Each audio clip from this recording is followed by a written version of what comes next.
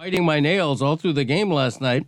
Thank God the Browns had the beautiful sense to not play Nick Chubb nearly enough, because Chubb would have beaten me. All I needed was like another 3 or 4 carries, 1 touchdown for sure out of Nick Chubb, and I'm not wearing this already beautiful bored by hat it. It's today. wild how uninteresting other fantasy teams are. This is the thing I've been telling you guys. Wins for a win, I Greg. love Wins a fantasy win, more than that's anybody. right. When Wins a somebody win. else is explaining their team to me, it's just I check out immediately. It is not good as entertainment. Sure is. Let's get back to the hat, because that's hell of a ridiculous. good. The fantasy sphere is very popular because people just want to be told, hey, who should I take? Who's going to help me win? That sphere is popular. A lot of fantasy shows because you guys want to win these things, but look who wins it. And a when- guy who yeah. didn't put in Lamar, a guy who played Lamar Jackson on a day when Lamar Jackson wasn't playing. Well, People just want to talk about their fantasy team. Like when you're talking about your fantasy team, no one's listening to you. They're just sitting there. When it's my turn to talk, I want to then tell you about my fantasy team. That's how good my team is. I got about 100,000 points out of Jamar Chase in the last 2 games. Good drafting. Jamar Chase rising in the playoffs, carrying me.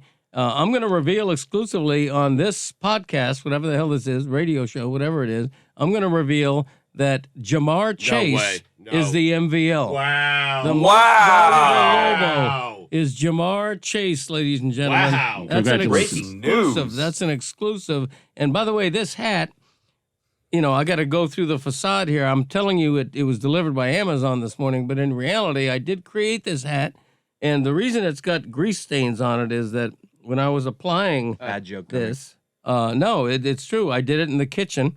I when made he fried said fish. when he said bad joke coming, he was just talking to us. Yes. I think. Oh, And the audience, just letting them know. Your son, I think, was Okay. just talking to Well, you. I made fish and chips last night in my beautiful new fryer. Wow, And, delish.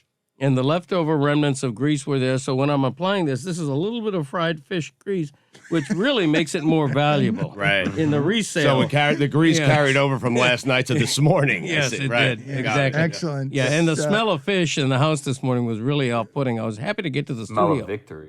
Chris, It was the smell of that victory. is Thank you. Yes. that is Yes. the perfectly symbolic smell of That's right. victory in your house. It's Fish. great. Chris, why is your head in your hands? He thinks everything he says is interesting. Well, He's like, this- I was in the garage. I cooked fish Me last too. night. It's like, This is where we are I'm a man with, of the with- people. with him, Chris, and boy. this is going to be a very bad aging process. It's been Like very it bad. isn't already. And yeah, everyone's heard it, and he's going to come in smelling like fried fish and declaring himself a champion and drink vigorously when he's expected to talk and be self-involved, and it's going to only get worse, Chris. I'm promising you. Your father has been clinically narcissistic the entire time that I have known him. As he has aged, this plague has swept through him.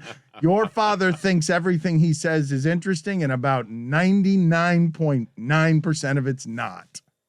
But you never know when that 1/10 of 1% is going to come It's out. true. What we're That's all true. sticking It's around true. for, It's Greg. what- Yep. And you've been on a Thank hot you. streak lately. That's unfair numbers by me, frankly, because you've been great lately. And and his podcast, like quote unquote, crushing at the Miami Herald, has just made him think that he's right. Look, the podcast is popular with the Herald, so people must think that I'm interesting. It's like, Dad, it's all gone to his head in a way that's really funny because he thinks more than ever that every syllable that falls out of his mouth is the moon and the stars. Yeah. The new podcast, by the way, Here we Christopher brought it up. I didn't. It's crushing. It's killing because it's our Greg Fest, the best of year-end extravaganza. Wow. Greatest hits, greatest Greg bits. Fest, I mean, wow. with new stuff, new material as well. Oh, you got to listen. Right. It's must hear. I would like to explain to the audience. The Greg Cote Show with Greg Cote is the name of the podcast. With a Greg Fest. Not self-absorbed Yeah, at all. that's one word, capital F, I love you. patent pending. I'd like to explain to the audience that when He pointed to his hats. Hard earned. The audience can't hear you pointing to your hats. Well, isn't this televised? I don't know. It's on YouTube. well, he or doesn't know something. where he is. This is the great thing about what's happening now, okay? This is the great thing about what's happening now.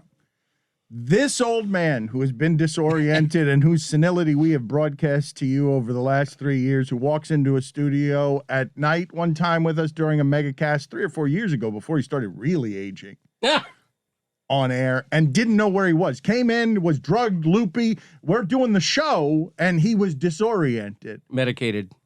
Okay, you say that. Okay, so what's your excuse for today, Billy? Because honest to God, I'm not kidding you. He came in and he sat down and he looks at you and he says, "It's good to see Billy here without a mask." He doesn't realize you're not here and you're on the Zoom at home. And he was like talking to you, thinking you were next to him when you're in the Zoom. He doesn't understand where he is. Let's ask him who's actually here physically. Let's do that. Don't look. Okay. Close your eyes. Look up at the sky. Okay. Please, let's do this. This is a great question. Who's here. You do know who's Yes. here? So you know who's here and who's on the Zoom. The only reason I didn't know, I hadn't swiveled my head to the right yet. Pardon me. Yeah. That's $5. That's why I didn't $5. Jesus Christ. You're a champion. I think, Well, that's you waved true. today. Yeah, you're right about that. Put it on the poll, please, Guillermo, who's not here, at LeBatard Show. Should Greg Cote's $5 fine for coughing into the mic be waived because he's a fantasy champion with fish stains on his 49-cent hat? Grease stains. Yeah. Yeah, it should be waived. That's a good idea. I'm waving hello to my championship hat as my You forget fine what is you were being talking waived. about? Who's here? Greg, we're not on television right now. Right. You're waving hello to Billy on the Zoom because Right. he's the only one in the Zoom. Yeah, I see that now. He doesn't have the studio background. Right. Billy doesn't. But You're not on television right now. We are only doing what? What do you think we're doing? audio, baby. And where is it? What is it? It's a podcast. Okay. Everybody's doing a podcast, even me. It's ridiculous. What's Honk if you're doing a podcast. That should be a bumper sticker. Go ahead. You never see those bumper stickers anymore. No. The honk if bumper sticker. Right. I know what you're Bring them back, You Jack. bring them back, Jack. That's right. Yeah. Honk if you're doing a podcast. It'd be like driving through New York City. Everybody would be honking in a cacophony all over South Florida, all over America. It's ridiculous. What were you saying? I'm struggling with Who's this. here? I'm struggling with this. Everybody's. I don't see I'm Jessica. so angry. I'm disappointed. This is a yammering descent into senility. It's what it is. 20 years from now, it's if we should be so blessed as to all be here and he's still here, this is what he's going to be yammering at you at the nursing home, and it's just going to be a barrage of, "Have you heard my new podcast?" Like he's going to go right to the grave, like it's the Greg Cote Show featuring Greg Cote coughing. Like I'm telling you, Honking. this is Exactly. the best and the worst he's ever been. Because if the formula is just annoy me, ding, ding, ding, he's going to do it with every syllable because he doesn't know where he is. Like, no, but metaphorically and symbolically, he comes in here, sits down, doesn't know if he's on television, doesn't know if he's on radio, Oh, the doesn't know if he's camera's on all over the place. podcast, doesn't know if he's on Zoom, doesn't know who's here, doesn't know what he's saying. Listen to his podcast, The Greg Cote Show with Greg Cote. I know one thing. I know how to win a fantasy league. That's what I know. Attaboy. That's what I know. Yep. I'm a scholar on that, baby. Chris, you're disgusted right now. Masterclass. This is like, usually in how I to can win a see- fantasy league. Usually I can see how, like, I'm like, he's annoying me, but this is good for is this good for the audience? Or I'm just Well, I'm but too emotional with Chris, this. you and I have a Great. different vantage point on this, for sure, because we grew up with this crazy old man. It was the conceit of highly questionable. My dad's just going to always annoy me for the rest of my life. Hell, Mike's told you about that. The only the relationship Mike has with his dad is he just annoys me. He's just always annoying. You're going to have to live with this in some form because we've made a monster. It's a Frankenstein monster. He's a total disaster, but everything that is a loss to you and me is a win to the audience. All of it. Like it's the Stugotz lane. Stugotz pioneered the lane. Yep. You don't think you can finally turn it around?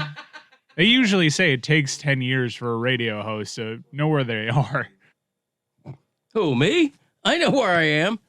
I know exactly where I am. Do you? Yeah, and I know a couple of things. I know there's a camera there. Right. He came in and hit it with his shoulder as soon I as the did. camera. That The was first thing he excellent. did upon coming in here. Stop clearing your throat into the microphone. It's a I'm going to misplaced. come in there and That's a famously misplaced camera, and anybody who's worked in this small cubicle would agree with me. it's pointing right at Stugotz.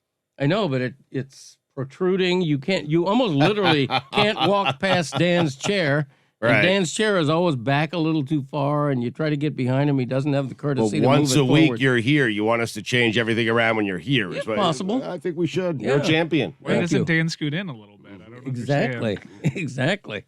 I mean, he's a little girthy, but still, I'm like, making myself like the thin man to try to get behind him without either knocking his chair or knocking the camera there. It's ridiculous. Tight squeeze. You got to make choices in life. Yeah, You you choose do. to knock the camera, not Dan, who's Zagacki. girthy. Right. That's right. You're welcome on that one. Greg, you're putting out such a vibe just with your outfit. If I was walking on a sidewalk and I saw you walking towards me, I'd cross the street. Champion. No, we need to discuss this for a second. We do need to discuss all of this, and I suppose we'll get to his Tua opinions in a second. But I can't honestly imagine. This happened the other day. Chris, my father, has reached the point, and this is not a surprise to anybody, and it's been a hard, 2 years with our parents. You can't get close to them, all this garbage. My father, in the last 2 years, doesn't care at all about what's growing out of his face, out of his nose, out of his ears, does not, he has stopped caring in any way. And it's just shrubbery. And it doesn't matter what you say to him. Your father today comes in, and those are cracked deck shoes. Like, I'm looking at him, and I'm like, oh, my God, those foul bare feet have been in those shoes how long? I'm thinking is when he comes in with those shoes. He's reached the point where he's not buying new clothes. He's not buying new stuff. And so I asked him how old those shoes are, and he said 12, 15 years. They're older than that. I've seen those. I have seen, Chris, those shoes might be older than you. I have seen those boat shoes. Your father's been wearing them since he was a young man. I call them deck shoes, not boat shoes. And even worse than everything you're describing, the smell of these things. Because he'll do yard work in them. It's not like he just wears these out and about. He's I know I've talked about this before. He's one of the oddest people. He'll wake up in the morning and even if he's not leaving the house, he leaves the bedroom with shoes on.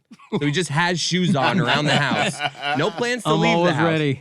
And then he'll go outside, do some yard work, start sweating. I'm telling you, these shoes, it should be a grid of death punishment just taking a whiff of those shoes. Well, when my feet are in them, you can't smell them. I think you should. Let's make that a grid of death punishment. It is foul. Yeah, I mean, Please no. Just a whiff of each shoe? Is that what you're saying? Yes, put it on. Put He it leaves on the there. bedroom wearing shoes, but he Yep. doesn't fry a turkey with shoes on. Yep, I don't that's understand. correct. Yep. That's correct. And another turkey I fried recently, and it was fantastic. Barefoot, as Thanks always. for sharing. Here we go. Yeah. No, but there it is. Everything I say tidbit of is his life. interesting. No, I Every mean, thought that Here's tumbles another out of turkey my, I fried recently. here's I another- have to here's be for another 14 thought I'm minutes giving you instead of for free. 16. I'm giving you gold here with a little thought I have. I'm Right. giving it to you for free. I fried a turkey the other day. Those were free words for you. There was a little calamity involved, and anybody who's ever Ooh, deep fried oh a no. turkey What happened? knows exactly what I'm talking about. Basically, you fry it at 3 minutes a pound per, for $3.50. You did 4 minutes a pound? No, my oil got a little high, Ooh. and I could tell. Fire. You can tell when the drumstick is breaking off naturally a little bit. You know visually when it's done if you've fried as many Cajun birds as I have, and so I didn't keep it the full 3 minutes per pound. And here's another mistake amateurs make. When you buy the turkey, it says it's 15.5 pounds. By the time you de-gut it and take out everything you're taking out, you lose a good pound. Am I right, Roy? Yeah, you're absolutely right. That's right. And so you don't you don't go 3 times 15. You needed and a half hype minutes. man It changes for that? the math, Am I right? right? Yeah. Am I Yeah. right, Roy? I mean, that's true. You needed an amen for that? Roy's the guy. Okay. Roy's my man in Why- terms of that. Okay. Yes. Because you needed a hype man on your turkey did. fry. Okay. I needed somebody in the background going, that's right. You know it. Uh-huh. Yeah. He That got was right. Stugotz. Do you know where anything's coming from? First voice was Billy. He's just totally Well, that's lost. the Who's thing, here? Chris, the thing that made me laugh the most was Billy. Here we go. Let him cough it You out. okay? He just had the Rona, too. He was asking us whether he should come in today, so this is good. Survived Omicron. That should be my hat. Omicron survivor. Boy, that came to a screeching halt, huh? I'm not making light of the coronavirus. My I'll tell you favorite that. part- I'll If live you have through it. corona. My favorite part of this, Chris, is Billy launching bombs that are sounds that Greg doesn't know where they're coming from. But he got some hype man there throughout the segment from Billy, and he eventually just turned to Roy and said, "Am I right, Roy?" Roy has deep fried.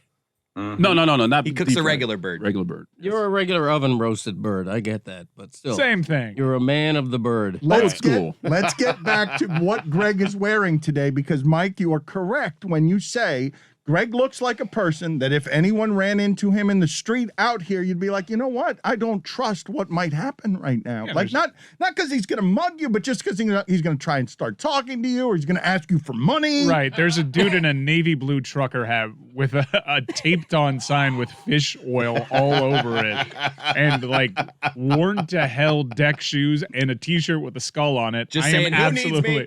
I am absolutely crossing the street. You should have seen me yesterday. I had a full beard, a full gray beard. Now you're going sideburns. So this huh? are you alleging that this is you cleaning up? Oh, this is me clean shaven. My wife hated the beard. I cannot tell you how much she hated the You're beard. looking like Neil Young right now. I Neil appreciate Old. that. Putting the crazy and crazy Oh, horse. yeah. I appreciate That's it. right. Thank you.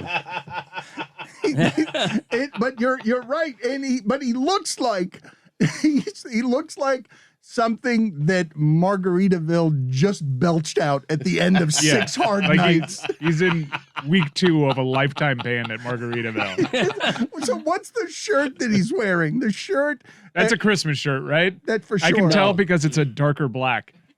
No, So I- that connotes that it's newer. well, it is newer. It was sent to me actually, and I'm a big fan of a tequila Mexican restaurant in Scottsdale, Arizona called Barrio Queen.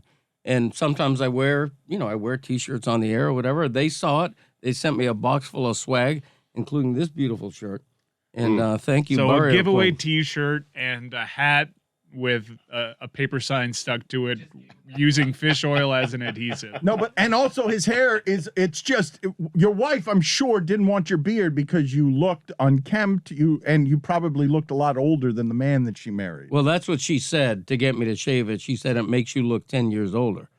And now that must mean I look 10 years younger. I don't know. I don't know how that math works, but She doesn't like the stubble going like rubbing on her face and all that, All right, right? enough. Yeah. The We don't whole need to thing. think about that. Well, but his hair is unkempt. We're agreeing. Gotta because- get you to shave though. Well, this is the other thing, Yeah. because you think you get to sit this out, Stugotz, but as Greg Cote is asking, he's saying, Billy, hey, it's nice to see you here with your mask off. As that's happening, I don't even have the context for this conversation. Stugotz is talking to Greg Cote. Greg Cote's not listening because he doesn't know where he is and he's disoriented by Billy. And what Stugotz said, and I don't have the context for this. I don't have any idea. He's like, well, you know, once I start walking and once I get to moving, it's hard to stop.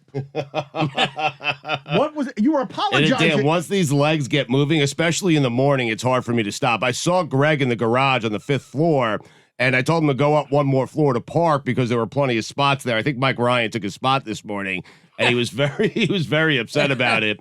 And I think Greg thought I was waiting for him at my car. I wasn't, because I had started the process of walking. And once I start, can't stop. It is downhill. Yeah.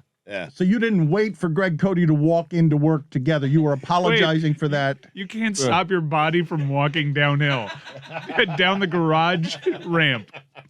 I get it. Once I start, Mike. I mean, I think Mike Ryan took his spot.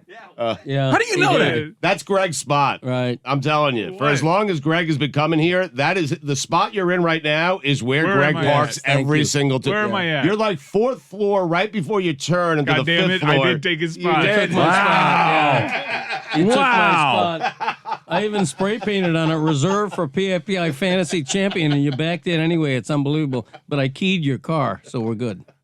In the background, I just saw Chris Cote sadly shaking his head, and I saw you mouth, even though you're in a soundproof room, twice. bad joke. He just has this tone when he's telling a joke that he knows is bad, and No, but this is what's gotten worse with age, Chris. What's gotten worse with age and success and now fame and it going to his head, and he thinks he should have a parking spot and people send him free stuff for being terrible on what he doesn't know isn't radio. Let's clear it up. He does have a parking spots. Okay. Thank All you. I'm saying is that he keeps getting rewarded for being truly shitty Tritty. at every turn. Listen, you don't win a PFPI fantasy championship by being You played shitty. Lamar Jackson. Yeah, because Jamar Chase went and put the trophy Right. in my pocket. It's a big pocket. You didn't to even hold that need Lamar trophy. Jackson. I mean, what a Yeah. team. What a Exactly. perfectly drafted team where you didn't need a quarterback. And you know what? I remember the day of the PFPI fantasy draft. My nephew, whose name will not be spoken on the air, Joe. made fun of me for drafting Jamar Chase. You know what Jamar Chase was? A diamond. I think I drafted him in like the 7th round or something. What Wow. a find. The guy MVL. scored 100. Yes. He scored 100 points in the last 2 games, Jamar Chase has. Chasing a championship is what he's doing.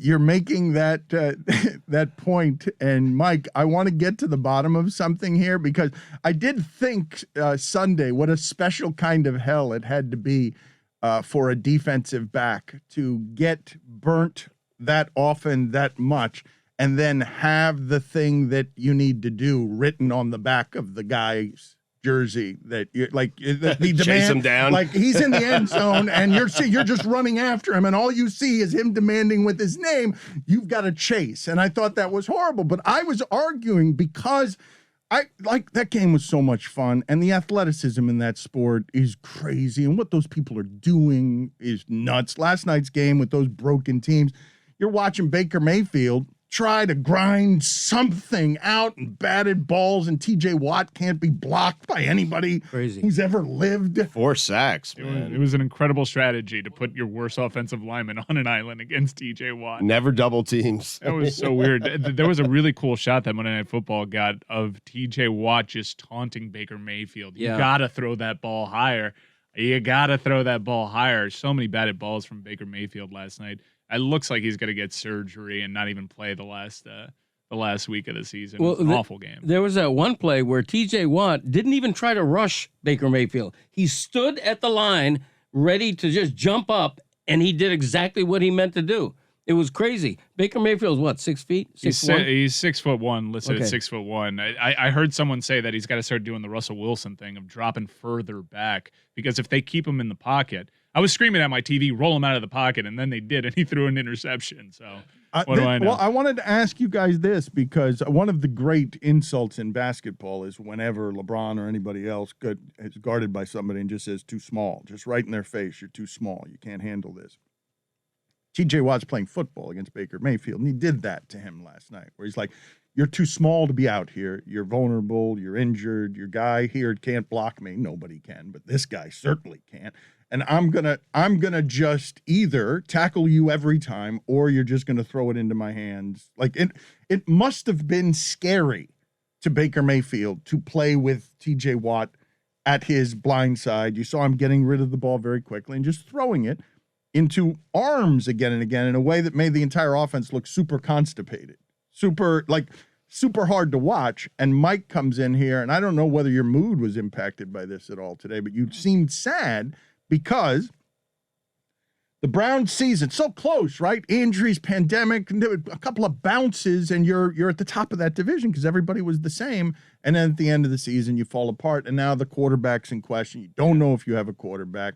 And that's the worst place to be. And a season, people want your tears now because you started with. Yeah. No, I'll give them to him. See you in January Yeah. when you're leaving Kansas City. Yeah, no, I wear my emotions on my sleeve, and people are having a go, and I'll give you what Jessica doesn't give. I'm hurt, dog. And Joaquin said dominate, and we didn't do it. It's a terribly disappointing year, undone by a lot of injuries, but also last year there was so much positive momentum. They actually won a playoff game, and it felt so good last year after the trash and sewage that I had to traverse as a Browns fan. And Baker was good last year. Baker was bad this year. I think Baker was all right and on his way to a career year up until that Charger game. And maybe the injuries were too much to overcome. He certainly didn't help his case by trying to tough it out. You know what happened a lot, though, Mike, with the way people received your analysis, right, is you were so in the weeds on caring so deeply about this quarterback being something that allows people to stop laughing at your franchise. Yeah, I want people to stop laughing at me, and that did not happen. And I'm listening to the Mannings talk last night with Cower, and they've made the decision. They say, they're saying Baker has to be play action quarterback or roll him out. They're saying, look, this is a limited quarterback, and you've got to deceive your way into things with If he's going to make it, this is the way to do it. I don't know football well enough, but Baker was excellent last year when we rolled him out. He was very effective in the playoffs when we rolled him out, and for whatever reason, that stopped happening. Now, I'm of the thinking that you control where the pocket goes. You got to move the pocket if you're a creative offensive mind. I don't know if teams simply took that away or if the Browns took that away because Baker wasn't capable physically. Did injury take it away? He would take a lot. The biggest shots that he took were him trying to evade pass rushers and him outside of the pocket, I think. So maybe injuries impacted what they could do. Unfortunately, the stats are what they are, and he decided to tough it out. He would have been better off not playing this year. I told you that I told you in the middle of the season, I'm like, if he's going to be out there broken all the time, right, and the evaluation is going to be made of his broken being, he is better off sitting and making them wonder whether he can play than to play 6 broken games in a limited physical capacity. And he rolled the dice. You were right, but the Browns had such a talented team. This is honestly the top 2 talented team of the new Browns post 99 expansion year.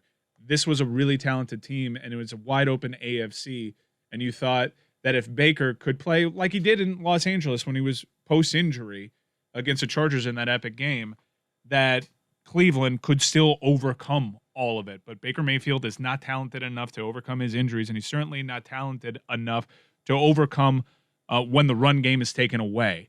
And he needs a lot of things to go right with him. I still believe that you can win with Baker Mayfield, a healthy Baker Mayfield for that matter, but it's pretty obvious. He's a 26th ranked quarterback, according to QBR. There are obvious upgrades that may possibly be available this offseason. I don't think Derek Carr is going to be available, but maybe Matt Ryan's a name, and that would be a very obvious upgrade.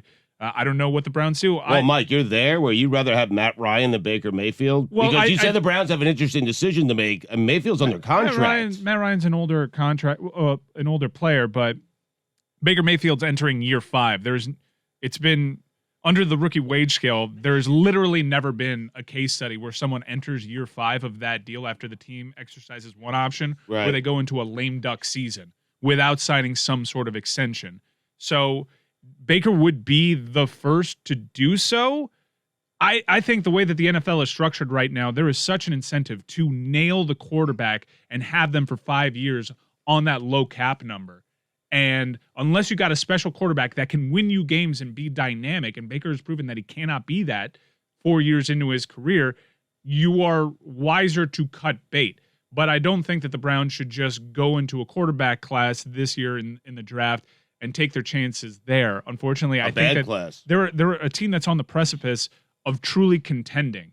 This year was a bit of fool's gold. They lost so many one-score games. They got hosed by a lot of bad calls. No one wants to hear that. But here's the thing about that league, Mike, and this is the dissent that you've made consistently that makes the audience be like, get out of here, Brown Homer. Well, he's bad. He's been bad. You tune in the game, like, get the bleep out of here. Like, this guy's not a good player. And what pushback do I have after last night? The thing that I want to press on, though, and Greg Cody's got thoughts about this game, and when I want to get the opinion of someone who looks like you'd cross to the other side of the street to avoid on South Beach, we will get to that. The opinion of a champion. Yeah, he knows what he's talking That's about. what I meant. Yes, the much, opinion everyone. of a PFPI fantasy champion. Who won without a quarterback? I mean, stained by fish grease. Hello. Yes. Damn right. Winning with 10 men. It doesn't get any better than that. Half of Baker Mayfield's career He started 9. Yeah. The thing I want for the audience, though, Mike, because I don't want we've skipped past this a few times. The audience, wants its blood, and you are a content giver. I'll bloodlet. Yeah. But so you have gone from they've heard it. Just like they've heard Greg Cote age over the last few years, they've heard you go from he's got the goods, dude, and Stan Van Gundy. Did he text you last night? No, I appreciate him not piling on. He was like the one person that didn't. No, He doesn't have to. No, he doesn't have to. Like Right. Baker's been helter-skelter. Would you be kind enough to back off for just a second? Because I know this is like I want to talk He's emotional, about. No, Dan. but I want to talk about this. I think I'm being chill about this. Go This ahead. is sports fandom and people in our audience. There's something about the fraternity of sports and your friends that people are tuning in. And I have not given them this the last 3 times in the post-game shows. When your team is broken, your season's falling apart, and you are the mainstream voice in America for Browns fandom, and your thing has collapsed. It's collapsed under injury. You keep trying to defend it with nuance. And like, this is what I'm seeing. And you fell into the Tannehill hole of, I can analyze this for 7 years and not know whether I have a quarterback or not. I could do this with Tua too. I could sit here and just analyze the hell out of it. Well, he was injured this one year and we didn't have offensive linemen that year and a pandemic hit that year and he played through injury there. And now you're at year 5 and you got a decision to make with, is he a franchise quarterback or is he not? And all of this has been fast forwarded because he's gotten more time than Tua's got. Yep. While losing, Yep. but doing more winning for that franchise than they've known in 20 years and being a better quarterback for that franchise than they've had since Bernie Kosar. Right. He delivered on the promise to bring Cleveland out of the muck. He's the best quarterback that franchise has had since re-entering the league in 1999. He's had 2 good years and 2 bad years. And the 2 bad years came with a lot of expectation. And it's really unfortunate. I don't know. The Browns have a real difficult decision. But why? with him. Why? Because Baker I don't know did- why Baker's been bad half No, of no, his no. career. Baker did nothing to earn another extension. So why can't he just Yes, come he back? did. Baker had a very good year last year. Look at the stats. He had a good year last year. But Mike, they could just say, "Hey, play your 5th year. If you play well, we'll franchise you. You make a lot of money." I'm with you. But yeah, I think the Browns, I think the leader in the clubhouse is Baker Mayfield is the quarterback for the Cleveland Browns next year. He's healthy. He has a healthy offensive line. Hopefully we get COVID behind us and it's not this warp season. And we'll see what's what. There were a team that were obviously very close this year. Not many teams go into Green Bay and go toe-to-toe with. You think that the people listening to this are they're going to hit you over the head, Mike? You've been watching all the games. You care. You've been doing all the analysis. They're going to hit you over the head with, you're at the bottom of that division. You just lost to a Steelers team that wasn't very good this year. You're at the bottom of that division. Yeah, I mean, it's They're a gonna hit you- rhetorical trick. The I know, division's separated but by like a couple calls. You're going to keep trying to say they're close, and people are like, close to what? Really? I think even the audience would concede, and that's probably what they hold against Baker Mayfield, is that you're playing on a good team, bro. They're talented. You got Dan. talented. I mean, they're good. Now, they certainly had a lot more talent when Odell Beckham Jr. was there. Show me but- all the talented teams in that league deep in the playoffs who have quarterback questions, because that if you have questions there, you've got the Achilles heel of questions, no matter how talented Right. you are. But Baker did perform at a pretty decent level and led the team within a bad call, the Rashard Higgins touchdown at the goal line that was targeting that ended up being a fumble. From winning at Kansas City last year, he had the biggest performances in franchise history at the position. He set the rookie passing record. He was very good down the stretch for a good Browns team. So I've seen him do it, but it's year 4. And while he had a lot of injuries, he has shown you that he's not one of those special guys. He can survive a bad scheme. A lot of things need to go right for him. So if you have an opportunity to upgrade at the position when you are close, the Cleveland Browns owe it to this window to explore that. I love Baker Mayfield, but I love any quarterback that is starting for the Cleveland Browns. Outside of Brandon Weeden, I've been on board with supporting everybody that's wearing that uniform. And if they choose to go in another direction, I'll turn on Baker Mayfield because I'm an emotional fan. But I do think that there are mitigating circumstances here that explain why this year went poorly for him. I'm bummed that he's not the quarterback that I thought he was. Well, when I look at the game last night and I see a broken Baker Mayfield, just futility all over the place, the Browns have an above-average veteran backup quarterback they would have had such a better chance winning that game with Case Keenum last night. Yeah. It absolutely, I have no question about it. Can we rewind for just a second, Mike? Because I do want to deconstruct, as people have been listening closely, the nature of Am sports. I giving people their pound of flesh, Dan? Not enough, no. What would do? Should I sob? I think you should sob. Okay, no, I'm really sad. I have a Cleveland Browns Brownie the Elf flag flying outside of my home. It's part of my identity. I love this football team. I'm very sad. Okay, but before I hate losing to Big Ben and the Steelers. Flag outside his house. Yeah, I'm dropping my bona fides. I went to Cleveland this year for Thursday night football. See you in January. Yeah, I went to Kansas City and was exchanging expensive were those handshakes. tickets? Oh they my were so God. expensive. No, I'm a fool. I'm a fool. I'm an idiot. were you dressed in the Browns gear and you're like, see you in January, Yes. Chiefs? I was pointing to my watch and said, Dog "Chubb bounce. time," and then Chubb Unbelievable. fumbled. Wearing an No, orange helmet. My team is a in the perennial. house. My team is a perennial loser. Who am I to say anything with any sort of confidence? Being that they're one of the worst franchises in the history of sports in most of our audience's lifetime. Not Greg, because he was around for the '50s titles. Yes, I You have was. a Browns mug? Thank you. I have several Browns coffee mugs. Otto Graham, hell of a quarterback. The part of this that I find instructive in the local hour about Tua and how some of this stuff gets fast forwarded, and it's gotten, Stugotz, to what I would say the quarterback evaluation. Once you make it so that some of these people can get out from under their mistakes because of the contract situation, so you don't have to commit 4 years to Josh Rosen. You can just go in and replace him with Kyler Murray because it's not a death blow to your salary cap to whiff on one of these guys. Right. Once that changed, what changed with the economy of the sport, because you're just hearing Mike Ryan cares deeply. Now imagine how deeply the people who care, who run that franchise, whose jobs, who feed their children on the success of that franchise, the decision makers. Mike Ryan just put together the sentence, mitigating circumstances, and right after that, not the quarterback I thought he was. 6 games ago, I was having the argument with Mike. If you play him injured, he's going to be tough guy, and it's not going to buy him anything, contract-wise, business-wise. You're going to love him because he's gritty guy who Unless he wins. Yeah, who well, you fights were right. for your emotion. No, I wanted to find it out, though. No, but this is the thing that I want to say about. It's not about wanting to be right. It's about what I'm saying is in 6 games, judging an unhealthy quarterback. You're still mystified while you're saying it. He was great last year. I don't understand. 6 games playing injured, you're done.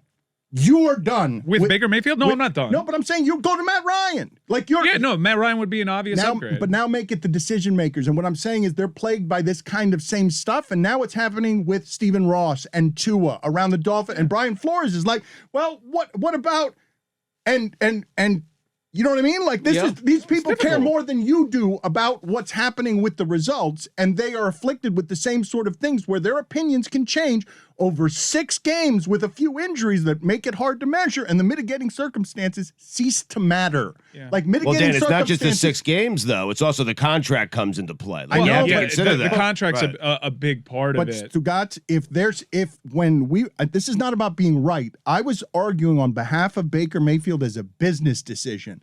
Sit your ass, because in your absence, you will be more valuable than if you play and people see you trying to be hobbled, already a sort of limited quarterback in a league that doesn't allow its quarterbacks to have any limits, and now you're further limited. And now it is the evaluation time, season of expectations, and executives who have expectations and jobs and families to feed who are emotional. And he just cost himself a whole lot of money because he bought himself nothing with, I'm tough guy.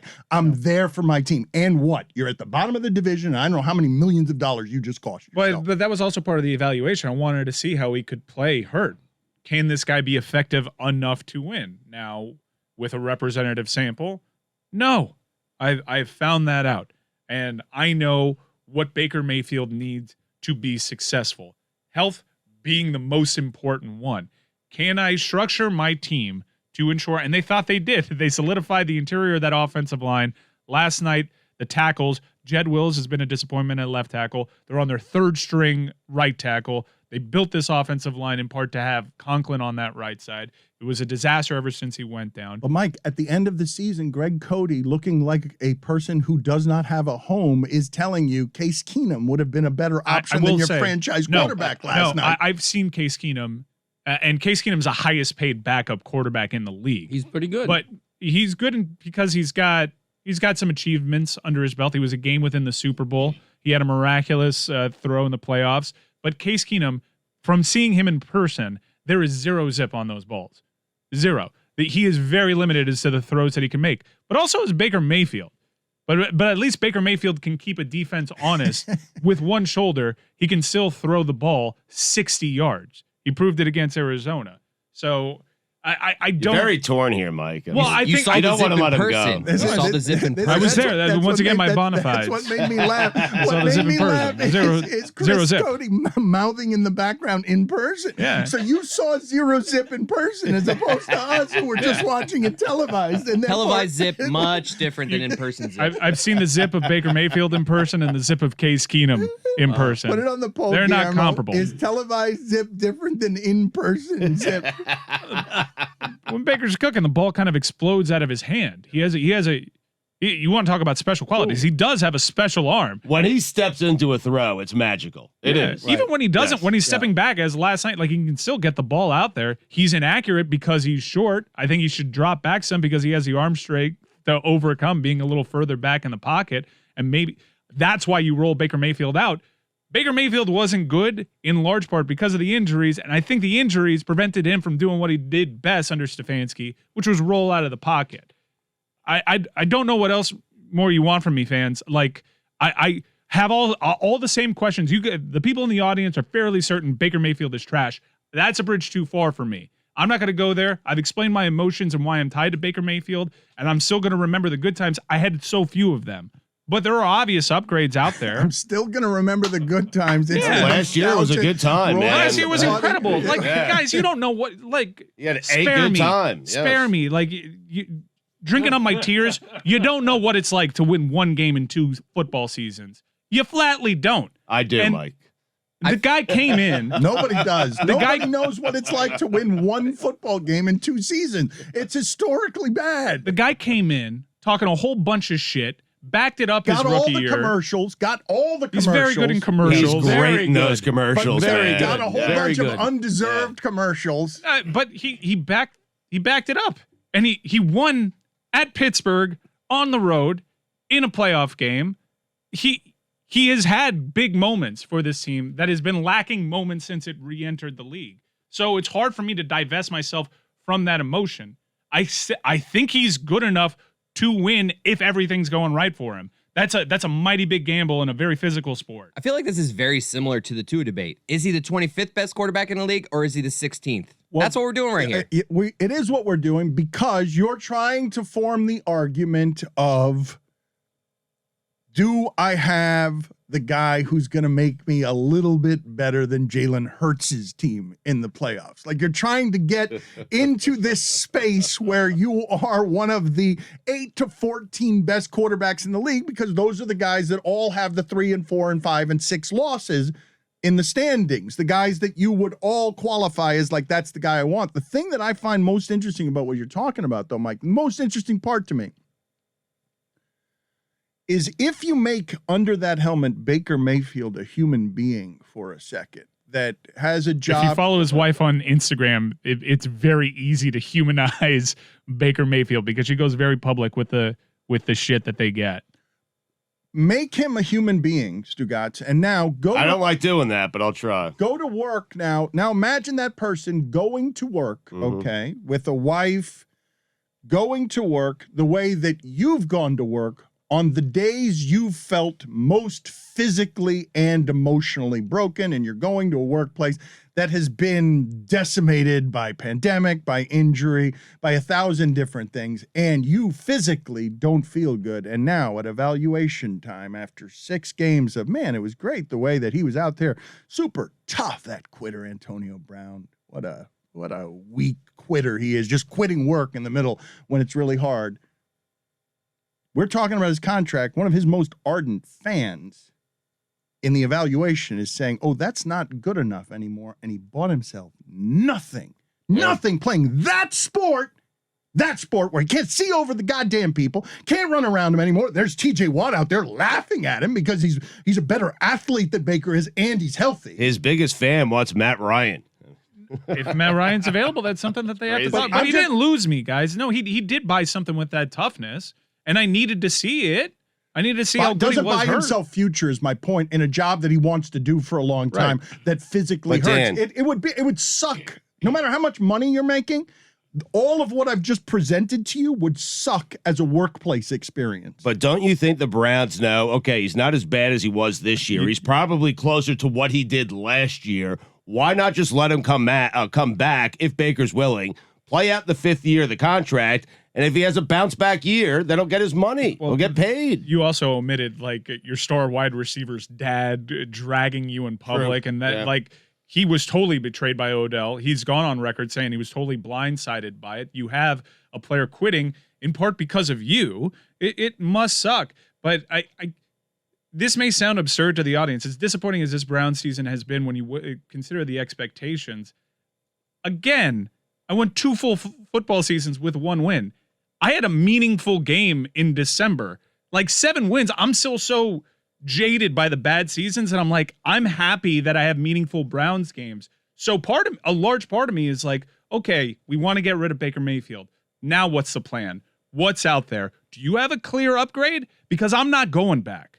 I'm not going back to trying out quarterbacks in the draft and taking a flyer on Jake Delhomme and seeing if Brandon Weeden can be the guy. Like, I've got something that can get me meaningful games in December. And if a couple of bounces go the other way, and if we start winning some of these one-score games, then all of a sudden I have home field advantage in the playoffs, and I feel pretty good about how I line up against teams. I get so it's that. hard for me to divest myself from that emotion, Greg. I get that. There's no shame in a 7 or 8 win season in this league. And you say that, but Dolphin fans are fed up today, and you're writing about the end of Yeah, but Tua's Dan, few experience. teams have been as low as the Cleveland Browns. Yeah, but that spiel I he mean, just it's went Jets, on, Browns, Bills. I could say that about the Dolphins season. A couple wins, a couple close games. The Dolphins are in the playoffs easily. The thing that again, I keep coming back to this. You guys don't find it as interesting as I do. Just the condensing of put your entire career in 6 games, and you got a torn labrum, and they're asking you to stay away from TJ Watt. He tore his labrum at 3-1.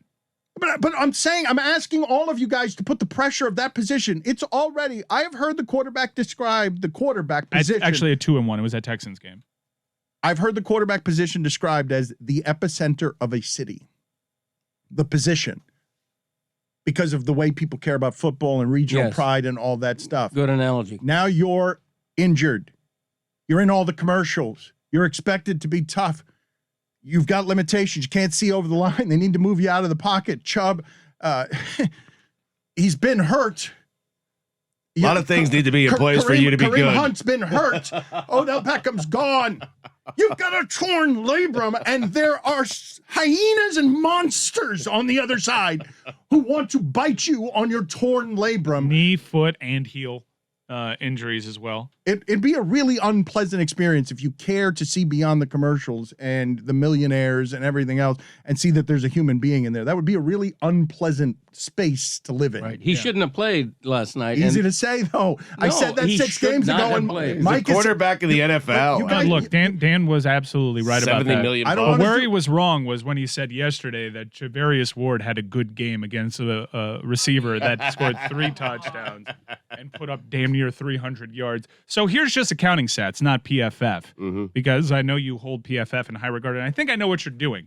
There was one play in the end zone. There were 2. Where Ward deflected a ball away from Chase and did the gritty dance, and you're like, wow, that was a really athletic play. No. I'll tell you, this is what happened because Chase caught a touchdown pass right after that and then danced on him again, and it was 2 plays later, and I'm like, man, that was well defended. Like, this seems like it's going to be a very long day for a cornerback if 2 plays ago he's dancing because he got a deflection, and then on that play, the touchdown, 2 plays later, I'm like, that can't be defended better than that. That's just Jamar Chase being somebody who's better at being Jamar Chase than you are. So counting numbers. Well, there could only be one Jamar Chase, then. Thank you, Counting Stugotz. numbers. MVL. Ward was targeted 6 times. That might surprise you, considering the game that Jamar Chase had. Ward was only targeted 6 times. In those 6 targets, though, he allowed 93 yards and a score. Now let's go to the pro foot. That's pretty bad. That's not that bad. That's not that Mike, bad. I'm telling that's you, pretty bad. gritty worthy. Against that receiver, Mike, though. Mike, That's 50 of the bad. yards were on the score, and I'm telling you that play, I'm telling you, I'm like, that's well defended. Like, I don't know what you're supposed to do about Jamar Chase being, better as an athlete than you are. But what specifically when he was matched up against Jamar Chase, he was targeted 4 times. He gave up 3 receptions in those 4 targets, 83 yards. That's a 27.5-yard clip. That is not very good. And also, only 15 of those yards were yards after catch. So, dude torched him. Hold on, that turns into 30 yards if I'm doing my math right? Like a 50-yarder here is 83 yards. All of a sudden, it's 33 yards for 3 catches. Not that bad. My point is that on the 150-yarder in the end zone, no defender in the history of playing defense was going to stop Jamar Chase from making that touchdown catch. Now, for the Pro Football Focus grade people out there, he posted a grade of 35.1, which is piss poor. Wow. It's Bad, piss man. poor. Oh, that's where I lose. And if we want to do the color scale, That's where you concede right green there. means good. I'm defeated. Well, I was going to stubbornly die on the hill, and then I'm like, well, never mind. The brighter the green, the better you are. The darker the red, the worse you are. At the bottom, obviously, is Daniel Sorensen. We call that the Sorensen line. He's just a terrible player. The second worst player in their secondary was Charvarius Ward. So he did not have a good game by any metric. I was the only one out there defending him. I was But like, he I did think he tie, just felt I bad was for like, he him. did tie on Jamar Chase Instagram. in gritty celebrations, I He think. did. No, he did not. He had one fewer. He had one view, so 2 Yes, I think gritties. Jamar for- Chase had 2 or 3. Chase had 3 gritties, didn't he? Didn't he have 3? But he only had 1 gritty on Ward. Again, though, imagine that, right? You go into the game, you're spending all week. You're like, I've got it. I know what I'm going to do. When I deflect a pass, I'm going to do the dance on him. And then 2 plays later, Jamar chases you. Like, just catches the ball over your head like your dad would when you were a 9-year-old. Greg's not, predictably, I mean, Mike thought this was going to be a problem. The headset with the hat is a problem for Greg. So The hat is needed, though. Like, The you gotta hat just is make it work. No, Dad. the hat is needed, so he's got to figure this out. If I you can guys just sort of Yeah, hold just it stay here. like I that. can just sort of go like this. He looks great in the Zoom. I mean, in general, but just He does. He looks so. It's like a joke a well-told joke to go from how homeless he looked to all of a sudden cleaning up, and not unlike Bezos, he looks now like the richest man in the world. Thank He you. looks very Bezos-like. I appreciate that. Fly me to the moon and let me dance among the stars. Would you like earplugs instead of having to navigate that? That'd be great if you got them. All right, we'll work on that. We're here for you, his Greg. ears. I recently was at his house and needed to like plug in the earwax. Well, don't put those in anyone else's ears. Make sure that that's thrown in with an Those are yours asbestos forever. suit into a place that harbors radioactive things. Like don't have a Meadowlark employee that doesn't have tongs come in here and he recently admitted on the Greg Cote show, Dad, how often do you clean your ears with cotton swabs? Oh no. I don't. They clean themselves. Oh no. I let nature do its work. Oh no. That's the earwax of a PFPI fantasy champion, by the way. That a boy. There should be upgrades on that front. I was thinking about this. I was using Q-tips and soap, which is the way I was doing it when I was a kid, and it's very hard to get the earwax out. Soap? Yeah, I take the Q-tip, little warm water, I put Lizzie's some trying. soap in there, I go into the ears, I try to get the wax out. It never comes out. I mean, You're supposed to use hydrogen peroxide, not Oh. soap. okay. I don't use anything. That I seems just go in dangerous to dry. put in your ear. I just mean, go in dry. Yeah. But Greg, but we're bearing the lead here. Dad, when's the last time he you doesn't cleaned do your it at ears? all. It doesn't. I don't because the Q-tips drive the wax deeper into the ear canal. Not true. So it's if you're- not the thing you want to do. If you're doing it improperly. Guillermo, put it on the poll at LeBatard Show. Give people choices on how it is that they use a Q-tip. Do you dampen it? Do you do it dry?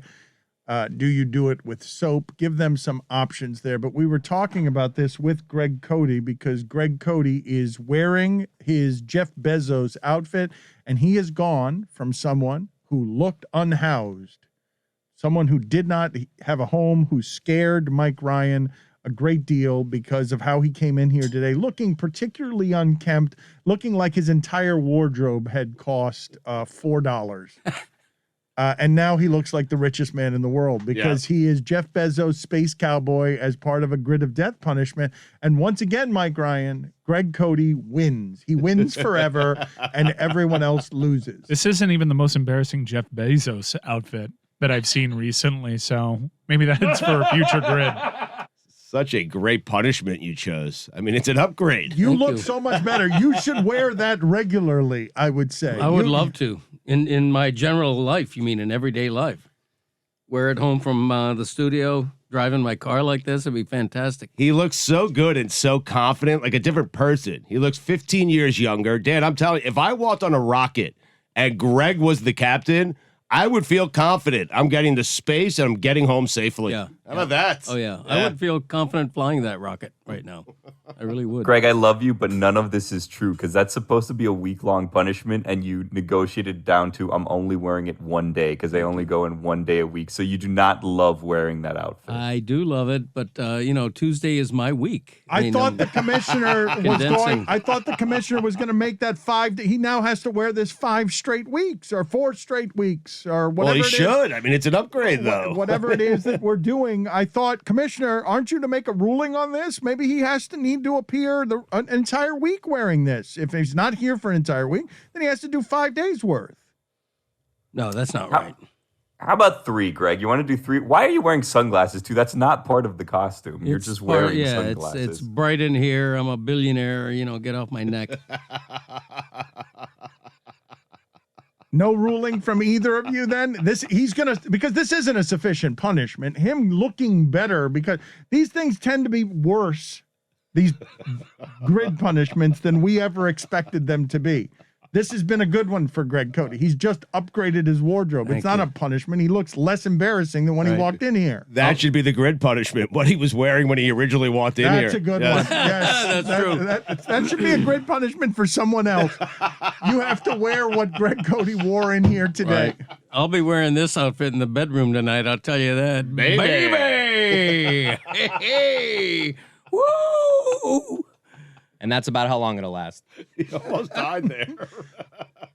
Greg, Nothing but the hat, baby. What? How do you have that little lung capacity that your woo fell apart?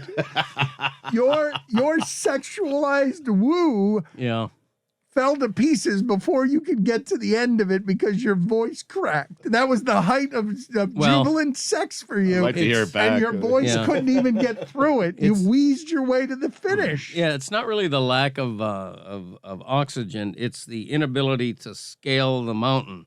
I can't. My octaves aren't as high as they used to be. So I can't do the bird-like trill when I go woo. Greg, But actually, that wasn't bad. May I ask you a personal question? Yeah. Sex is a very strenuous activity, and I understand that you cough Not and for wheeze me. a lot over here. Not for you? No. So I was just wondering if, I don't do any of the work. while No, I'm just kidding. while making passionate love to Chris Cody's mom, do you ever have a coughing fit? Hell Great no. question. A great. No, because coughing usually follows laughing, and there's not a lot of laughter when I'm So mom starts coughing. She's laughing at you. you have to ask her that. I want to ask all of you, based on what Malcolm Gladwell put out on Twitter, and I know anytime I start a sentence with Malcolm Gladwell, yes, that is We're having so much Stugotz's, fun. I mean, that is Stugotz's inner dialogue. But he writes, I'm stunned by the lack of sympathy for Antonio Brown. He's clearly struggling. Is this how we treat people who are going through difficult times? Now, Malcolm Gladwell sort of has a bemused approach as, modern intellectual guy, and you can have your quibbles with whether or not he is a modern intellectual or just tells bite-sized stories that other intellectuals laugh at because they say that is not intellectual. Regardless, Malcolm Gladwell is known as a smart man who comes over and visits sports once in a while and is bemused by the behavior of people who exist in this world. And so he writes, I'm stunned by the lack of sympathy for Antonio Brown. He's clearly struggling. Is this how we treat people who are going through difficult times? And it made me think of something, because I'm guessing that we've now reached the point on the rinse repeat cycle of enough with Antonio Brown. This is how we do it with these little pieces of art that appear in sports where everyone can take a side. And it's interesting at the beginning, indisputably, because there's a car crash and all sorts of details. And we all come away with a variety of opinions on everything that's just happened there. And it dominates even a football Sunday. Somehow, this guy quit his job, said, bleep it, I quit, told his boss to go to hell. And now some of the details are coming out, and they are in dispute on the reporting of what it is that happened here. And yesterday, when we talked about this, I was asking you guys, because I understand why Antonio Brown has used up all his benefit of the doubt, but I was asking you, what are the things I need to put in front of you so that he gets some benefit of the doubt? What are the things I have to put in front of you that might explain why he's not just an entitled bleep hole who threw away $1 million because he can't be controlled? And then we go through all the mental health stuff and everything else. Now that you have more reported details on what's happened, regardless of what you believe, if Antonio Brown is meticulously taking care of his body, as he has throughout his career, whether weights are falling on him on Instagram or not, he is someone who takes care of his body meticulously. For the last 3 weeks of football, he has missed it. 3 weeks ago, Bruce Arians said, you're a pariah, get out of here, unvaccinated guy, don't need you. Then Godwin goes down, and he's like, oh, need you again. All right, get out there. If indeed Antonio Brown gets extended any benefit of the doubt, and he is indeed too injured to play because he knows his body better than Bruce Arians knows his body, and him trying to do what he does is different than Bruce Arians on a bad Achilles trying to do what he does on the sidelines. If indeed it's true that Antonio Brown, who knows what his body is, has $1 million worth of incentive to play and is telling you, my ankle's not right, I can't go out there,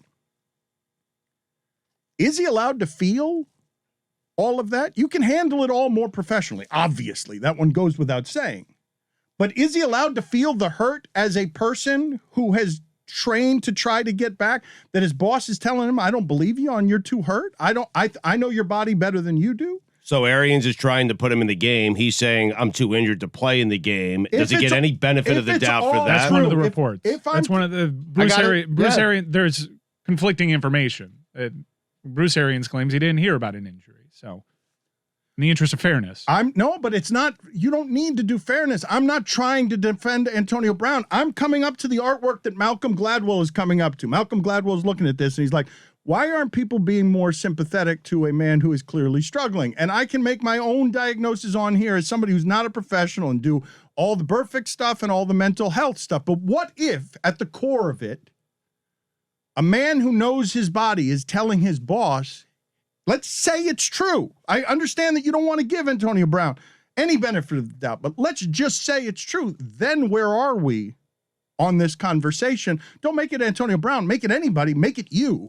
You're extending someone the best case scenario who time and time again has displayed to you the best case scenario doesn't apply to them.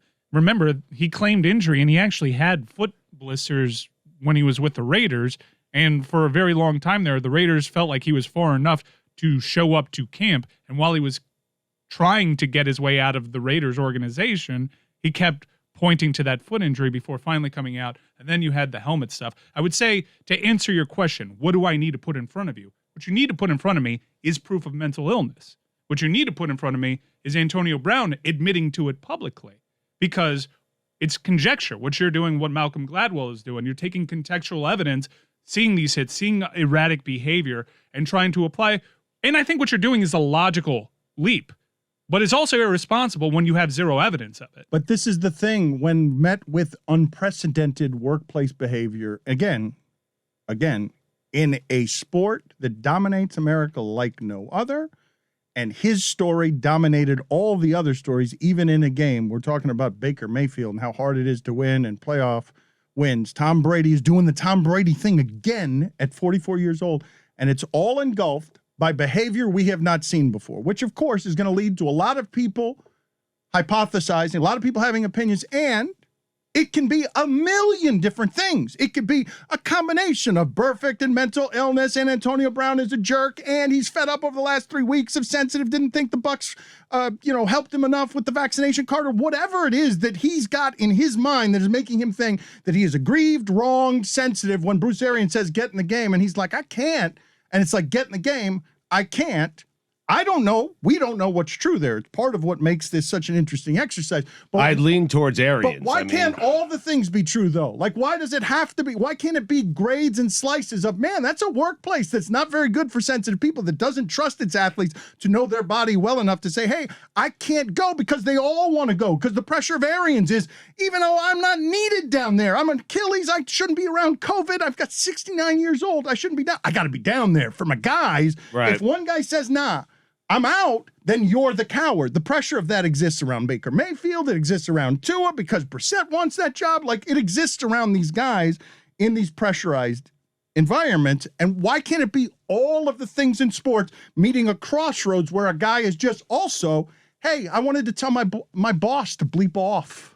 Maybe it can be, Dan, but there's a time and a place to do what Antonio. Well, first off, there is no time and no place to do what Antonio Brown actually did. But you're talking about a guy who throughout his career has mucked up organizations. And so I think people have a hard time giving him the benefit of the doubt. They're just going to side with Bruce Arians. I understand, but what I'm asking you is to, in analyzing it, what Malcolm Gladwell's saying, he's coming over here bemused. He's like, where's the sympathy? And Stugotz is like, I just side with Arians and Mike, and understandably, like, this guy's, I'm done with this guy. I don't trust anything. Why do the Bucs trust him? Why does anybody trust him?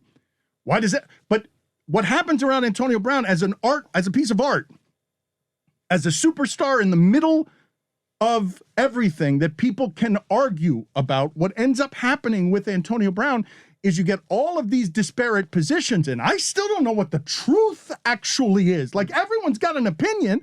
People are probably already tired. That's your phone, right, Bezos? That's a fine for the Space Cowboy over there. Dan, Yeah, no fines today, though. He's a champion. In asking, He just had to zip into his. He just had to unzip his spacesuit to go and I see if know. he can find his Believe phone, rummaging somewhere around the cobwebs that are near that penis. do that in space, you're dead.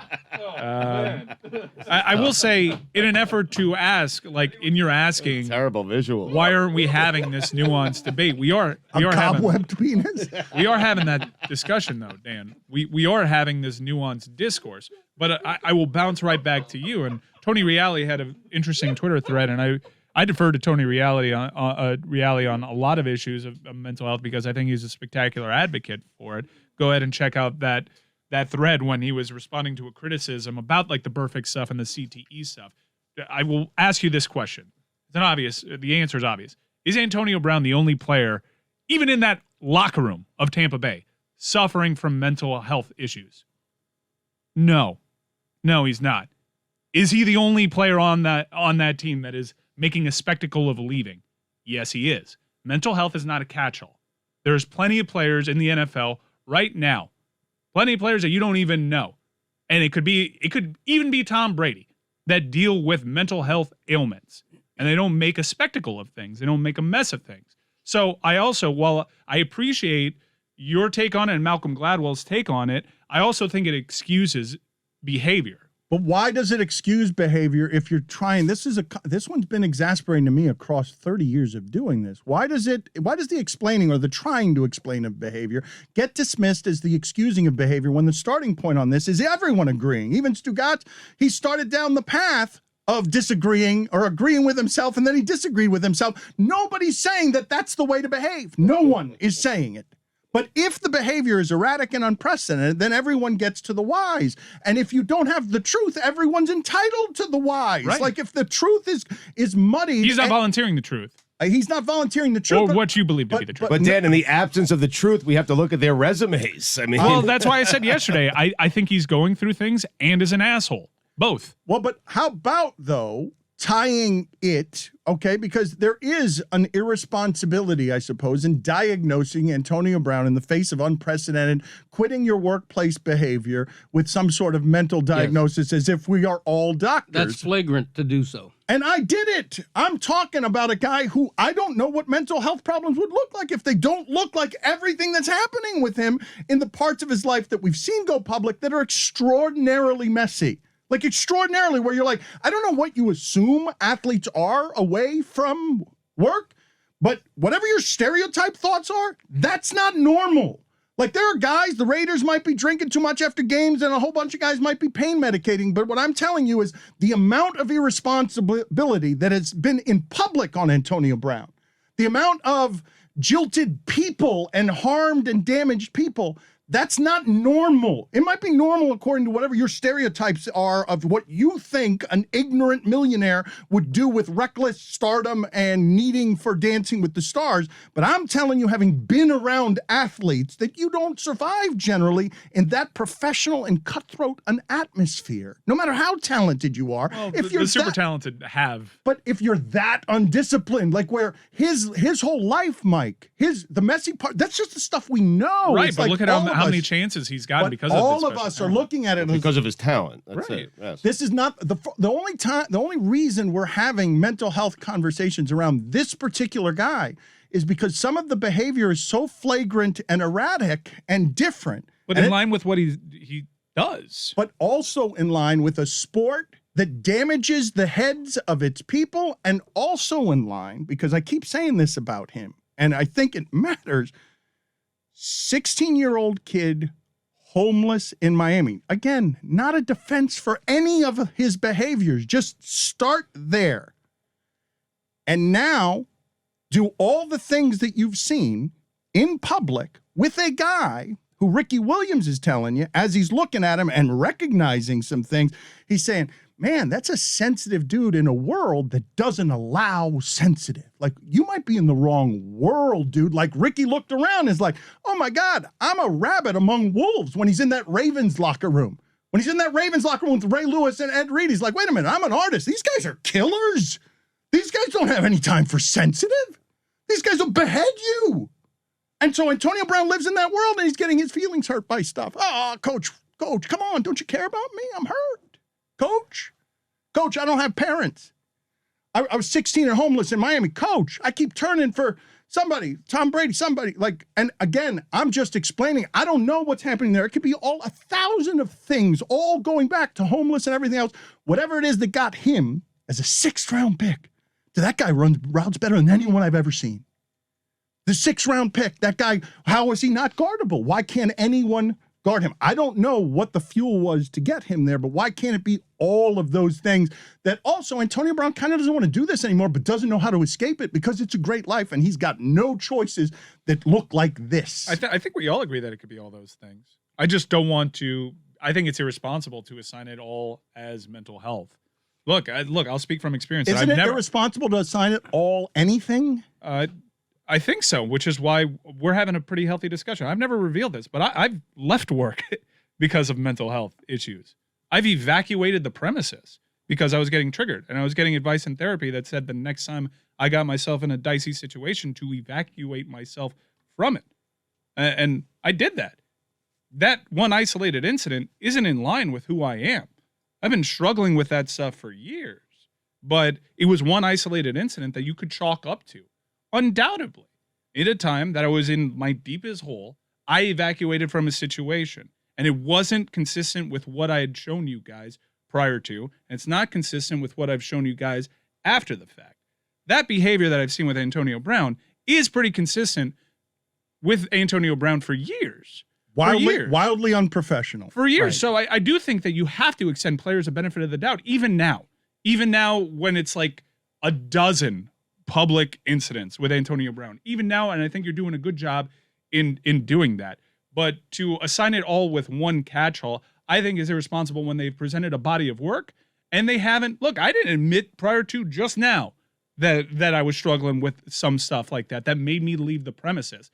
But if Antonio Brown is not coming forward with it, if there aren't doctors that have treated Antonio Brown and coming forward with that too, I think it's a little irresponsible and, quite frankly, a little insulting to people that do struggle with mental health illness, that don't throw their workplace into chaos constantly everywhere that they go, to just label it that one thing. That's why I think it's all these things, Dan. Isn't Gladwell kind of doing what you're railing against? He's just saying it's one thing. He's giving you, like, he's giving off, hey, mental illness. It's one thing. He doesn't know. I don't honestly mean to be railing against anything. All the thing that has consistently made me apologist or controversial to the degree I'm controversial is always just trying to understand all of the weird things that happen in sports around the emotions and the judgments, and everyone wanting to rain down across the gulf of, I'm jealous of these guys because they play a game for a living and they just threw away. I'm sitting here struggling $50,000 a year. I tar roofs for a living. I've got fears that are real about bills. This guy just threw away $1 million because he told his boss to go bleep himself. I understand the gulf here, and what I'm interested, when one of these things makes an appearance that everyone in sports can gather around and be like, well, this is art. This is art. This is in the eye of beholder. We can find all sorts of things to talk about here. The thing that I'm most interested in is the mental health aspect of it, because, and Mike, you mentioned something here. I have seen firsthand around me in a way that is crushing what mental health can do, and it's got a lot of different classifications. But when you ask Antonio Brown or his doctors to tell me something, I have seen people I love not be able to explain to me their behavior, and their doctors, stamp it with something. But that league's not equipped for any of that. That league where you can't be about your feelings and sensitive, and Antonio Brown's not going to trust anybody, outside doctors, because he may not trust anybody. But he's not going to trust anybody to diagnose him, and so it becomes this hidden thing. And I'm asking you, as it keeps spilling into public, well, that doesn't look very hidden anymore. These messy things that don't have, explanations from Antonio Brown that anyone is accepting, and all of it, as we're having a real mental health discussion in sports, and I never thought it'd make its way into this locker room. Like, I thought I would live my entire life without seeing a gay teammate in this locker room, and I thought I'd live my entire life without anybody talking about their feelings in this particular dungeon where these men take their needles and their pain and their self-medication, and some of them kill themselves and leave CTE notes. Yeah, but are you projecting like a perception of the NFL from when you covered it? Because I do think that mental health awareness, particularly in professional sports leagues, because of players having unions, I think you say it's not equipped for it. I'd venture to say that the NFL is probably more equipped for mental health issues and trying to get players treatment and making sure that they provide resources to get players better than most workplaces in America. I agree with that. And I think if Antonio Brown comes out today and says, I'm not excusing what I did, but I'm having mental health issues, I'm in therapy, then there's all sorts of sympathy He for needs him. to say it, though. Okay. That's a good point, But Dan. He hasn't acknowledged it yet. Fair enough. But sometimes the bipolar, look, I'm not diagnosing him as bipolar, but sometimes the bipolar, when they head toward the manic, they cannot explain why it is that they feel bulletproof. They do not. They feel everyone else is wrong and they're not doing the wrong. But if he could, we'd be sympathetic to Antonio Brown. I think. Sure. So Dan, So would with the absence of that, we're just left to think that he's an asshole and a quitter. From the outside, it does appear to be presently a manic episode because he's like leaning into all the things that he leaned into with the Raiders. This might not be that. This might just be that his coach hurt his feelings and didn't trust him on his body. I don't know that, but you just say it. Ben Simmons did. Sympathy? Like, nah, man. I know you want contrition and broken from these guys. I know that the arrogance of it, of throwing away millions of dollars, I know. We've done all of this. You don't think it would help him? I do think it's helped. It would have been really bad for Ben Simmons had that part not come out. I think that it would help Antonio Brown to be a human being in front of us instead of arrogant clown show making its way off the field with unprofessional behavior. Yes, of course, but it requires him, doctors, and the people around him to identify whatever the hell it is. And you're telling me, as I see these college structures and the structure of football, and that the goal is get the guy on the field, tolerate whatever needs to be tolerated, I know colleges aren't equipped in any way to handle some of this stuff as they come up through the pipeline. And I want you to go look at what Antonio Brown's pipeline was on this, like where it goes, snakes through JUCO stuff and the whatever it is that arrives in pro sports. Every team has tried to reach him. The discipline cultures in that sport. He's had the best of the best organizations. And Belichick, and now he's not Brady. He's not going to get Baker acted. Like there has to be some willingness from the person to at least identify that there is an issue to seek help. And from all the public evidence that we have right now, that hasn't been. I don't know if there's been court-ordered stuff with Antonio Brown. I don't know if he's seen somebody. I don't know what the protocols are with certain NFL teams. If they make everybody see somebody at the start of the season to get a check, considering like the investment that they're making in players, it would behoove teams to just sit somebody down and say, how you feeling right now? Can I dumb this down a little bit for a second? If you're going to go with the narrative that you're too hurt to play and your ankle's hurt, maybe don't jog off the field and wave to the crowd. Do jumping jacks in the end zone. Maybe limp off. Like imagine the narrative if he's walking off the field like needing help, but he literally like a victory lap. A good point. A wheelchair. What was going on? It was what was going on when he was with the Raiders. He would have done wheelies if he had been in a wheelchair. He would have been doing spins in the end zone and a wheelie. Yeah, he couldn't be able to control himself. He'd be saying that he's not able to come into training camp, but he'd post videos on Instagram of his own private workouts, and he's exploding out of cuts. But he's saying, I'm not quite right. And I don't know what's right for Antonio Brown, but he makes for a bad martyr for all of them. Because after you see him run off the field like that, and then you hear the report to the ankle, it seems to the logical thinker, oh, he's just trying to cover his ass right now. If we're making up a story that would make him seem decent in that, this would be it. But so it doesn't And then make old sense. Gladwell comes in. He starts making me feel bad about myself for calling him a quitter. I mean, can Gladwell, for what? It's the most predictable opinion from Malcolm Gladwell that we should show sympathy for Antonio Brown. And I'm not saying that we shouldn't. But can Gladwell call someone a quitter? You're about to. Just one time. Can your friend you're Malcolm Gladwell call someone a quitter and a jerk? Can he do it? I was waiting for this for about 30 minutes. It finally happened. I love when we have. I'm stuck in a 45-minute conversation about Antonio Brown because of Malcolm Gladwell. Rip somebody! Tell it to somebody!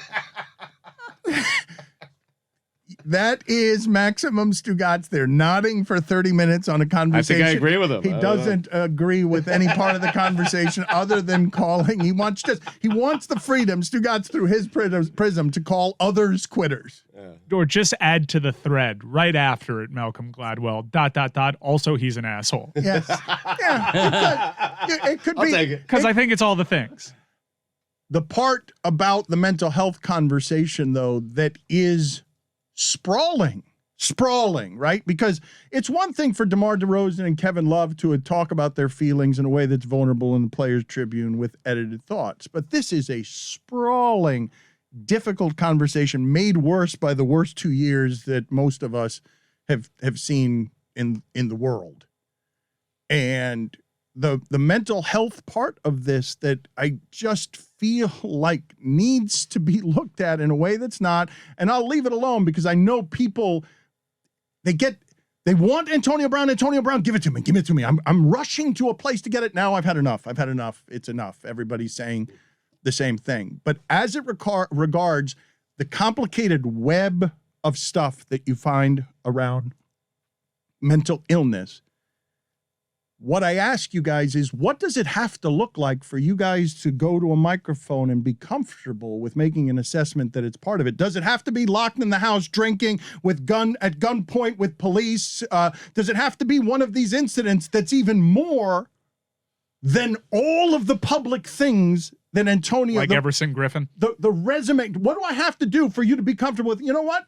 Something is wrong there. Maybe football did do that to him. Like, I have to make it barricaded in the house for 48 hours, standing off with police for you guys to be like, oh, okay, I'll allow it there. Have him talk about it. I mean, to me, that's it. That's all it would take. Doesn't he or the league, a league that won't give you information on the Washington investigation, have to be transparent about things that are private? No, the league shouldn't. It is Antonio Brown's story to share. It is also Antonio Brown's personal responsibility. I mean, I guess there's nothing right now that says Baker act him.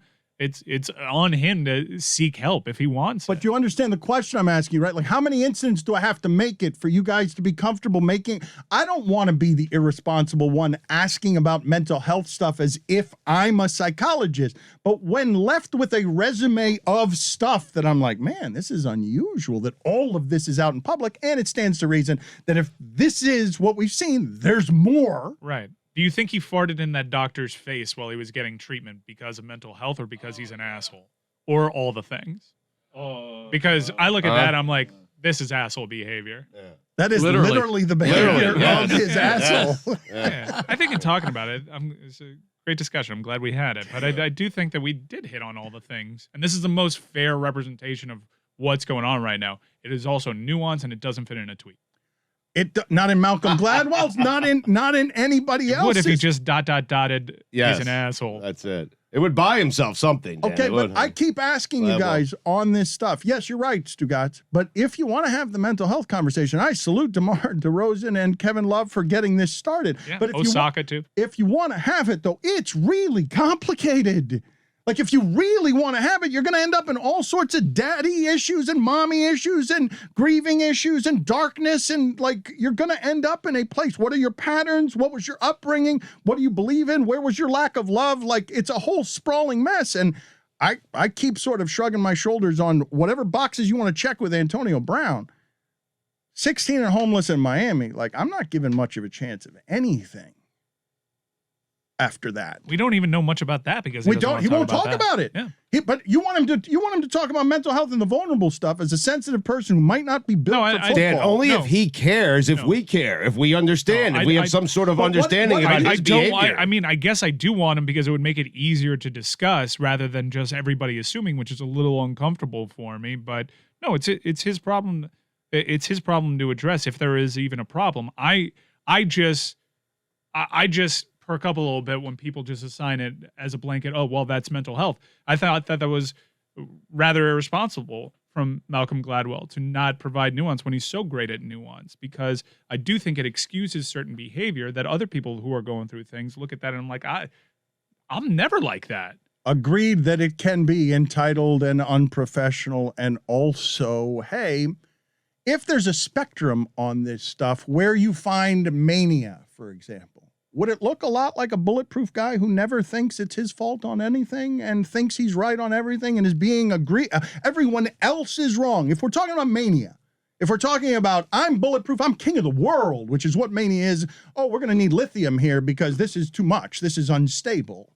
The highs are really high, but the lows are Barrett Robbins is drinking the night before the Super Bowl, doesn't know why, doesn't know who he is. I'm not assigning this to Antonio Brown. I'm just saying there are many degrees on this spectrum, and a guy's life is playing out publicly in a way that has some messy details in it that if aren't flares for people, I don't know what the flares would look like. It's hard to believe a guy would throw this all away, and I think that's what people are having trouble processing. You have Brady. You just won a Super Bowl. Brady has your back. Arians is letting you play. You're on a really good team. But Dan, you're going to be a free agent this offseason. He had all of that in Pittsburgh, and he made a muck of it there as well. But you guys are applying reasonable standards to stuff that I would argue that the manic person does not know often. That or just doesn't care about.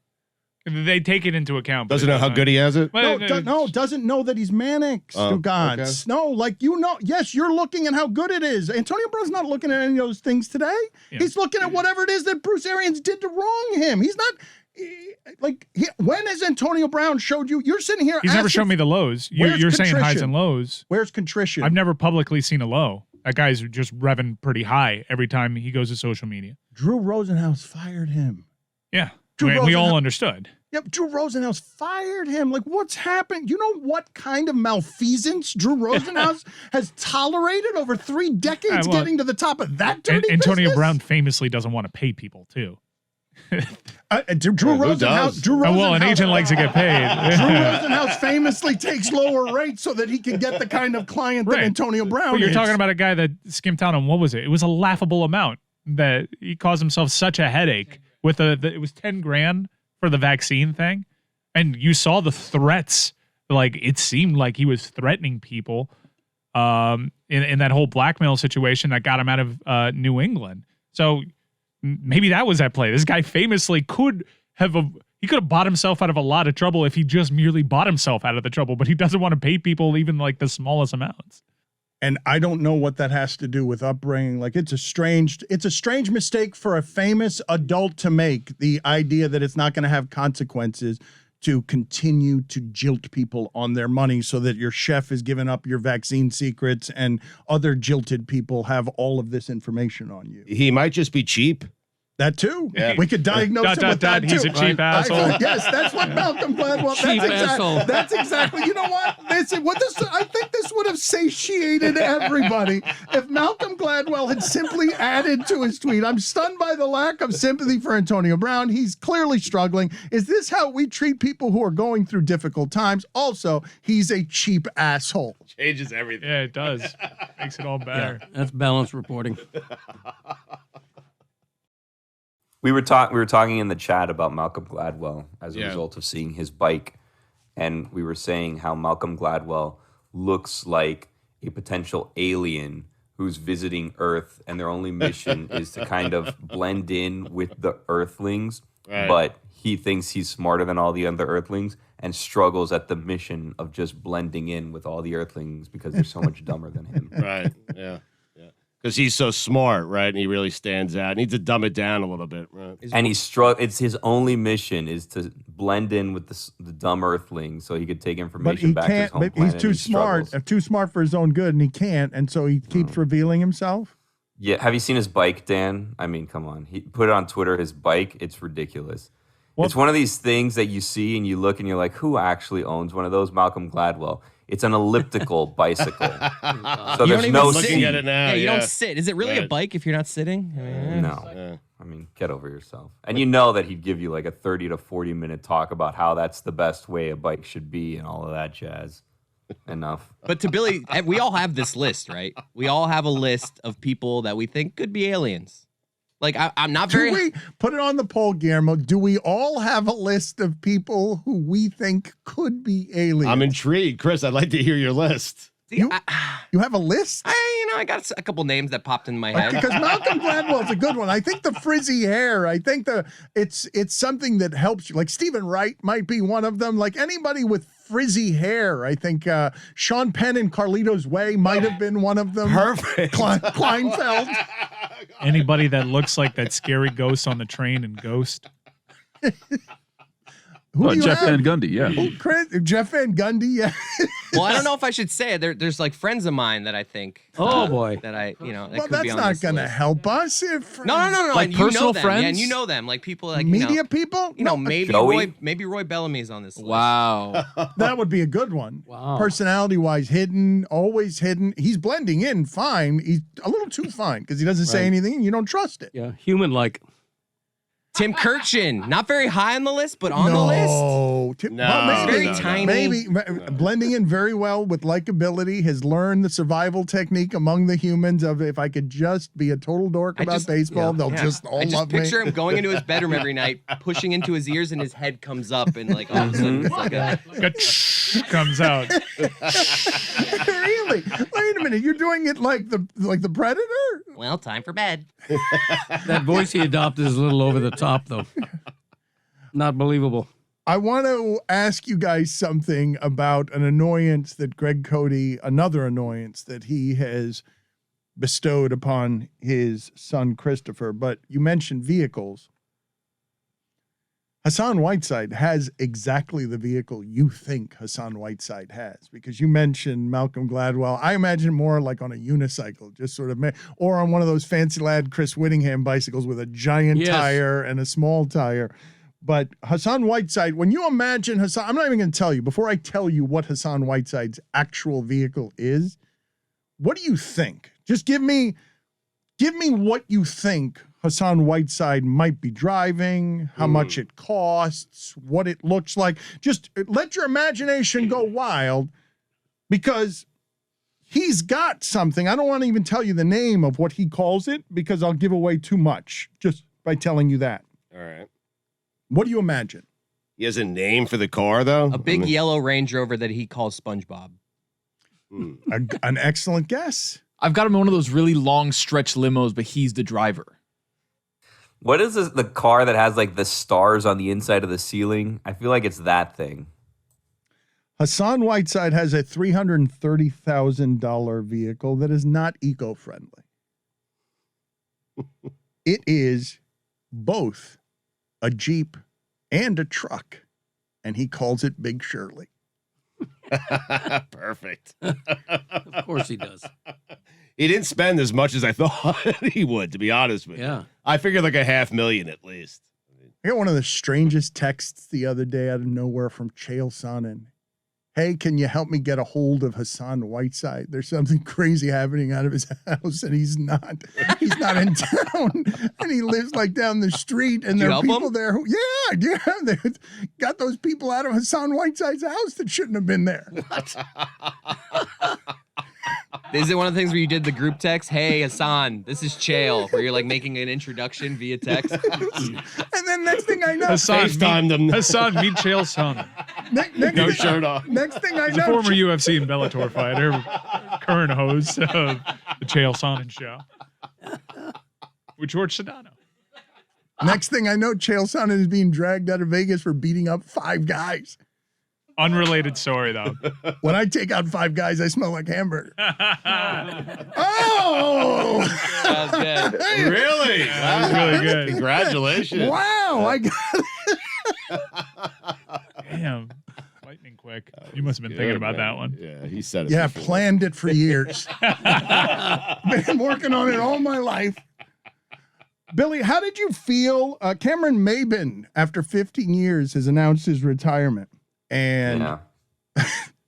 Good career. I mean, Did not see this. Surprisingly long, right? yeah. Is it a good career? This will be the oddest transition Yeah. of the year. Yeah, no pun intended. Like the craziest out of left field transition I've ever heard. the reason that I bring it up, and I know that there is no segue from me eating a bunch of Five Guys to going to Billy and Cameron Maben, but I was thinking about the things. Miguel Cabrera he's 15 hits away, Stugotz, from becoming the first Triple Crown winner ever to have 500 home runs and 3,000 hits, a historic baseball player. And when I look at Billy in the Zoom, all I see is Marlins Payne. And Cameron Maben, I don't know what you associate that name with, Billy, but you got your Being terrible, you got not your- being good. you got Failure. your green neon. Not a lot of people are rocking the green neon Marlins cap, right? I don't know. I don't know. I don't know how many people have a. I mean, if I'm gonna be honest, this isn't a green neon Marlins cap either. This is like some minor league team that they sent me, but I'll go with it. Okay, well, I'd say I'm the only one, Dan. what So I'm not even see- you. What What I'm a big fan he is. What yeah. I'm seeing in the Zoom, I thought was a major league emblem on the backward cap. So my bad for thinking it's a Marlins cap. But that was the transition. I was thinking about your baseball pain coupled with Mike Ryan's Browns pain. If the retirement of Cameron Maben, if it makes you feel anything. I can't believe that Miguel Cabrera is going to be playing longer than Cameron Maben. When Cameron Maben felt like he was like 12 years old when they traded for him because he was going to be a prospect, and Cabrera is still playing and he's going to outlast them. Miguel Cabrera is good, huh? He was. He's the not best, anymore. I think he's the best hitter of his current generation, like for a full career, right? Like who? Mike Trout. Well, are they the same? Like I guess they're the same generation. Are they the same generation? I'd put him in the Albert Pujols category. You could say Cabrera. You wouldn't get a lot of arguments if you said Cabrera is the best right-handed hitter you've ever seen. You could go with Manny Ramirez and some others, but And it's just a style of hitting that is rare in the game today. Of just he could be thinking fastball, but his hands can just react to the curveball. Like he's not striking out. The way the game is played today, and even the best hitters today, like they're just not like in that Manny Ramirez elk of just pure hitter. You don't get a lot of those today. Jim Leland said of him, described him very well because there were so few people ever like him. Just big man's power, small man's strike zone. Like just looks like a guy up there who could take you out to right field when he's 20 years old and you're Roger Clemens in a cavernous stadium, even though he is somebody that is a power hitter. He still has an extraordinary plate discipline. But now he's just a fat guy holding on to the end and is a bit of a joke on a sour team that gave too much salary late in his career to a guy who's hanging on in the middle of the lineup. And I don't know if he's a below average WAR guy, but I imagine he's a below average WAR guy. I don't want to get bogged down on best right-handed hitters ever, but I think a lot of people would argue that. They would. You can't just say that flatly. Okay, folks. I mean, DiMaggio, Willie Mays, Jimmy Fox. Okay, there are 10 guys, but I was talking about when I say you've ever seen, I was eliminating. I'm assuming a lot of you people, have to see him that game. As the 50s and 60s channels get erased from satellite radio and bigger, stronger, faster athletes. Right. Yeah. I'm talking about the lifetime of the people listening to this. Right. Whether or not you've ever seen a better right-handed hitter. I think, I'm trying to think of the best hitters I've seen in Pujols my is lifetime. up there. I think it's Yeah. Pujols. Yeah, Cabrera. But I wonder if you put Manram, I I wonder, think those are the three. but if you righties. put the three of them next to each other, 1, 2, 3, let's talk about Ken Rosenthal for a second, because I was thinking of people to call to ask this question. Who's the best? Mike Schur and Tim Kurkjian could do 90 minutes on this, talking about who the best right-handed hitter is ever. But you saw what happened, Stugotz. Greg, did you see what happened with Ken Rosenthal yesterday? Yeah, read about it. MLB Network let him go. Is that? For defending Manfred, right? Not defending Manfred. That would be weird. The exact opposite, Dad. Yeah. Going after Rob Manfred. Oh, okay. It would be weird. The MLB Network. How do you let me just think. Take a swig, Dad. That was a good moment. How did you think that happened? Just out of curiosity, that you would get the story exactly opposite. Okay, wrong. because in my mind, the grievous firing offense is defending Rob Manfred. So that's the reason I just went there. love how once it's pointed out the opposite, there's nothing in his head that's like, I screwed that up. He's like, oh, okay, no problem. I explain myself. Yeah. Very clearly, by the way. Billy, you. did you have an opinion? Appreciate it. Because a lot of people all of a sudden defended bow-tied Ken Rosenthal, and I would say to anyone listening to this that Ken Rosenthal is not only better at his job than Rob Manfred is at his job, he is more credible and more honorable and more trustworthy and more respected in the industry than Rob Manfred is. And of course, it's a terrible look to have reported that the commissioner just ended your career, a career of a very credible journalist. Right. The bow tie is also a terrible look, but we won't go there. Agreed. You judging anyone else's look. I'm Well, just look at him saying. right now. I mean, Seriously. I'm a billionaire. I think there's a charitable component to some of those bow ties. I could buy all the bow ties on earth right now. There is a charitable component to the bow ties. And it's just- yes, thank you, Billy, Take for it that back, Greg. for that I take it exercise in caution there. I Yes. love bow ties. They're fantastic. How do you feel about charity, Greg? You know, I'm in favor of it. Good. I give a lot of charity as Jeff Bezos. Your wife does, and then you complain about it. Well, let's Also not get like into my Bezos. personal life. She's giving away all his money, right?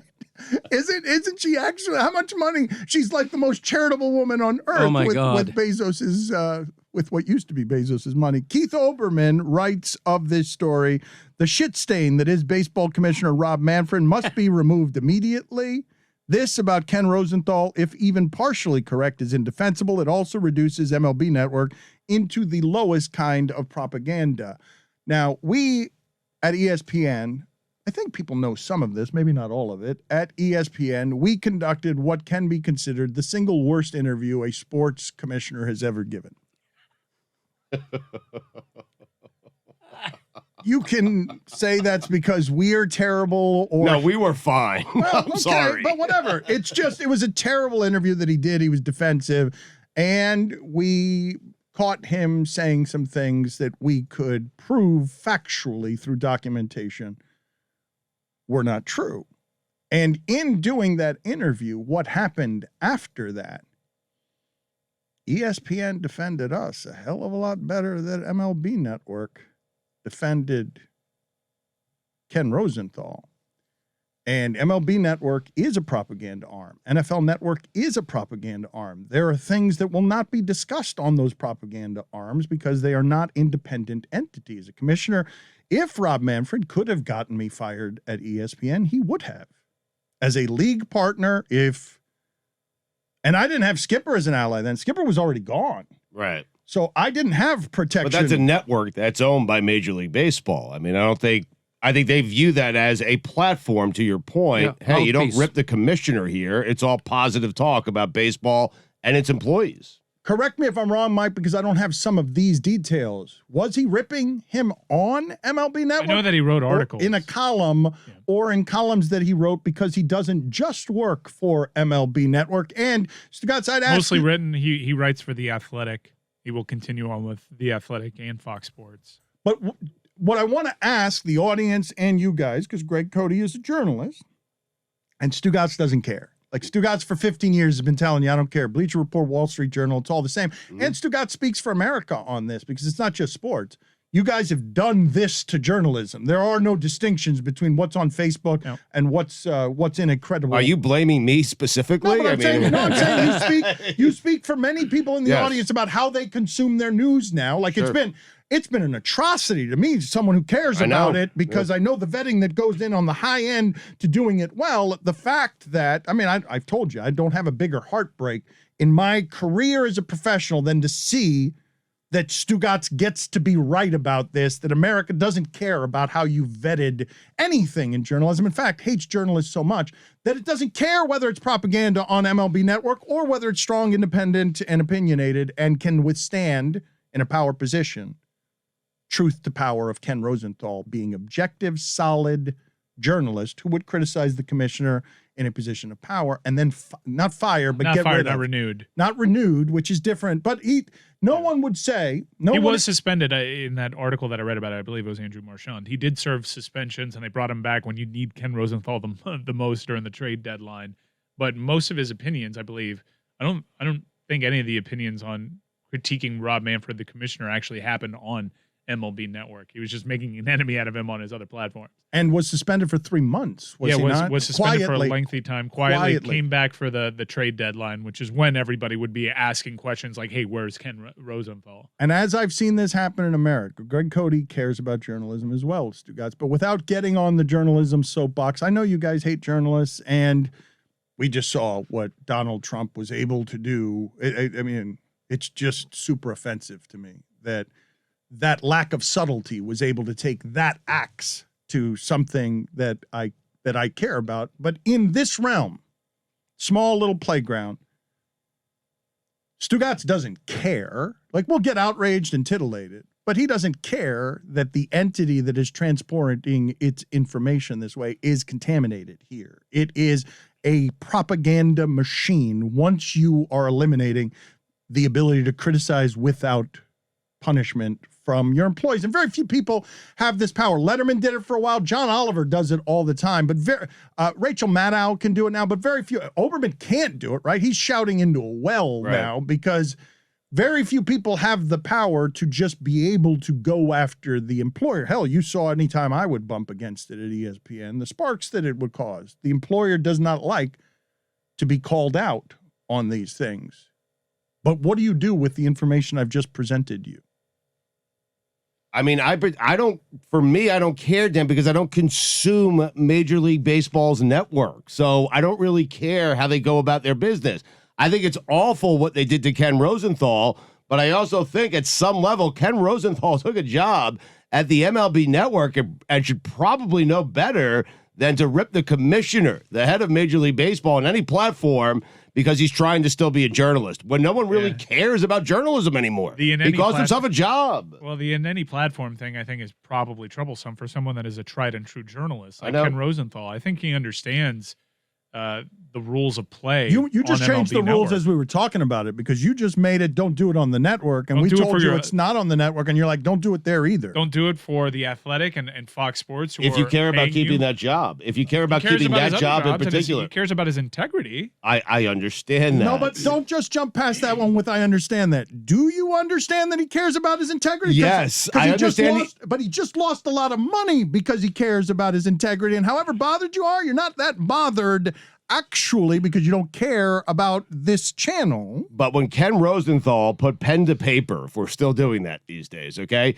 he knew what he was writing about Rob Manfred was probably going to get him in some sort of trouble and possibly get him fired. You say that, but did I?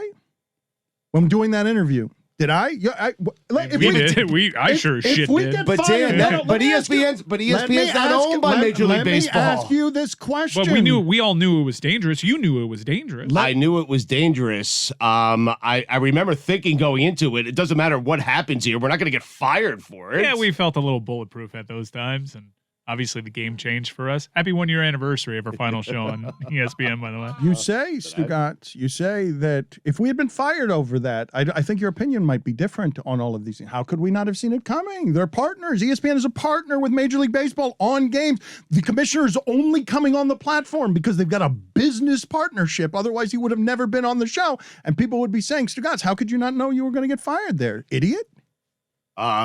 Dan, it would have taken a lot for them to fire us over an interview with Rob Manfred. But you're talking about two different things. One is owned by Major League Baseball. ESPN isn't owned by Major League Baseball. Who embarrassed Rob Manfred more? Ken Rosenthal with his criticism or us with the single worst interview a commissioner has ever done? Oh, we did. Yeah, applying our prism. There was video and audio of him stammering and potentially, allegedly being untruthful in it. I wasn't even aware Ken Rosenthal was a critic of Rob Manfred. If you're trying to get to the point where if it affected me and cost me a paycheck at a job, I'd be outraged, you're right. Okay. I'm not trying to. I'm just trying to show you what integrity costs sometimes and where it is that people might lose sight of it. Because the distinction you're making here between Major League Baseball owns Major League Baseball Network and Major League Baseball is in a multi-million-dollar partnership with ESPN and doesn't expect to be criticized. To me, I'm doing degrees on all this stuff. And where do you stop caring that what you're getting from your journalistic arm is pure propaganda? But there is a difference, right, between being a partner with Major League Baseball and being essentially an employee of Major League Baseball. Because if you work for MLB Network, which is owned by Major League Baseball, you're receiving a paycheck from Major League Baseball. So there is kind of an issue there where you wonder, is integrity going to be affected when you're getting a check directly from Major League Baseball? So, I mean, in a roundabout way, Manfred is kind of your boss there, and you need to be careful if you're going to be ripping your boss, whether it's on the like. I wouldn't go on another thing and just start ripping John Skipper and say, well, I'm good, I didn't do it on Meadowlark Media. You have to think about these things. And when he signed to work for Major League Baseball Network, he became kind of an employee of Rob Manfred.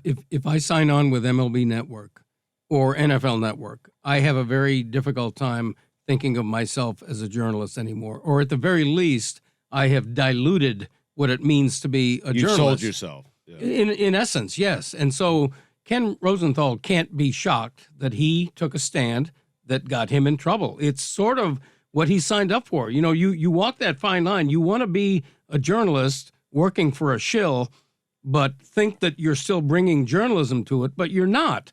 You know, every team now has its own website. You're never going to see criticism of the Miami Dolphins on dolphins.com. You don't go there for that. Well, once again, leaning on my own personal experience here, I was a propagandist for Chelsea Football Club, and I have zero journalistic background, and I was doing something that was, in essence, a propaganda arm for the club, and I still wanted to apply some journalistic integrity, and I did clash heads with the club over there, and it probably contributed to me no longer working for the club in that capacity. I understand the risk, and to a degree, I still think about it every time I go to Twitter and want to share a Chelsea thought. Well, tell people, just so that people understand this portion of the story, right? Because you are applying this show's sensibilities, but I'm not asking you guys whether you think Ken Rosenthal should or shouldn't be allowed to criticize his boss, or whether Manfred is within his rights. Of course, Manfred is within his rights as the power broker to fire anyone who is critical. What I'm asking you guys, you good with that? Like, you guys are good with that from your... I don't know if I'm good with it, Dan. It's just the way it is. It is. As someone that suffered kind of the same fate, wasn't renewed by the club that I was a propagandist for, I kind of know, like, what the deal is when I sign on for that club. It made me be creative. It made me be better, more level-headed approach, but I didn't take any direct shot. It made it worse. I would have done a better podcast if I were free and emotional. But it made it popular that it wasn't just that it was this thing that this is I believe that there is a level of discerning from the consumer. And what I'm telling you, Stugotz, is in the movement that the content's going to be of the golden age. Every actor's working right now. Everybody wants content. It's the golden age. Over the next 15 years, you're going to see a difference that is going to make you discern between independent properties that give you a sanitized propaganda version of what events were and the truth. And you're going to have to make those decisions because you've taken it out of the hands of newspapers and mainstream media, and everything is so fractured.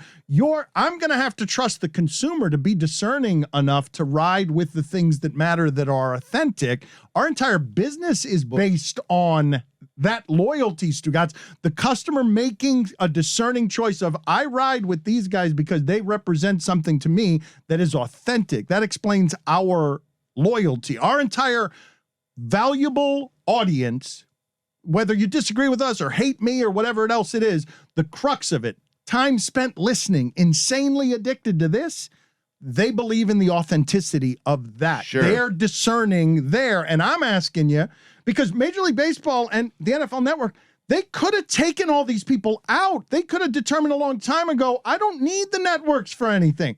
I can just do this myself. The NFL Network could have.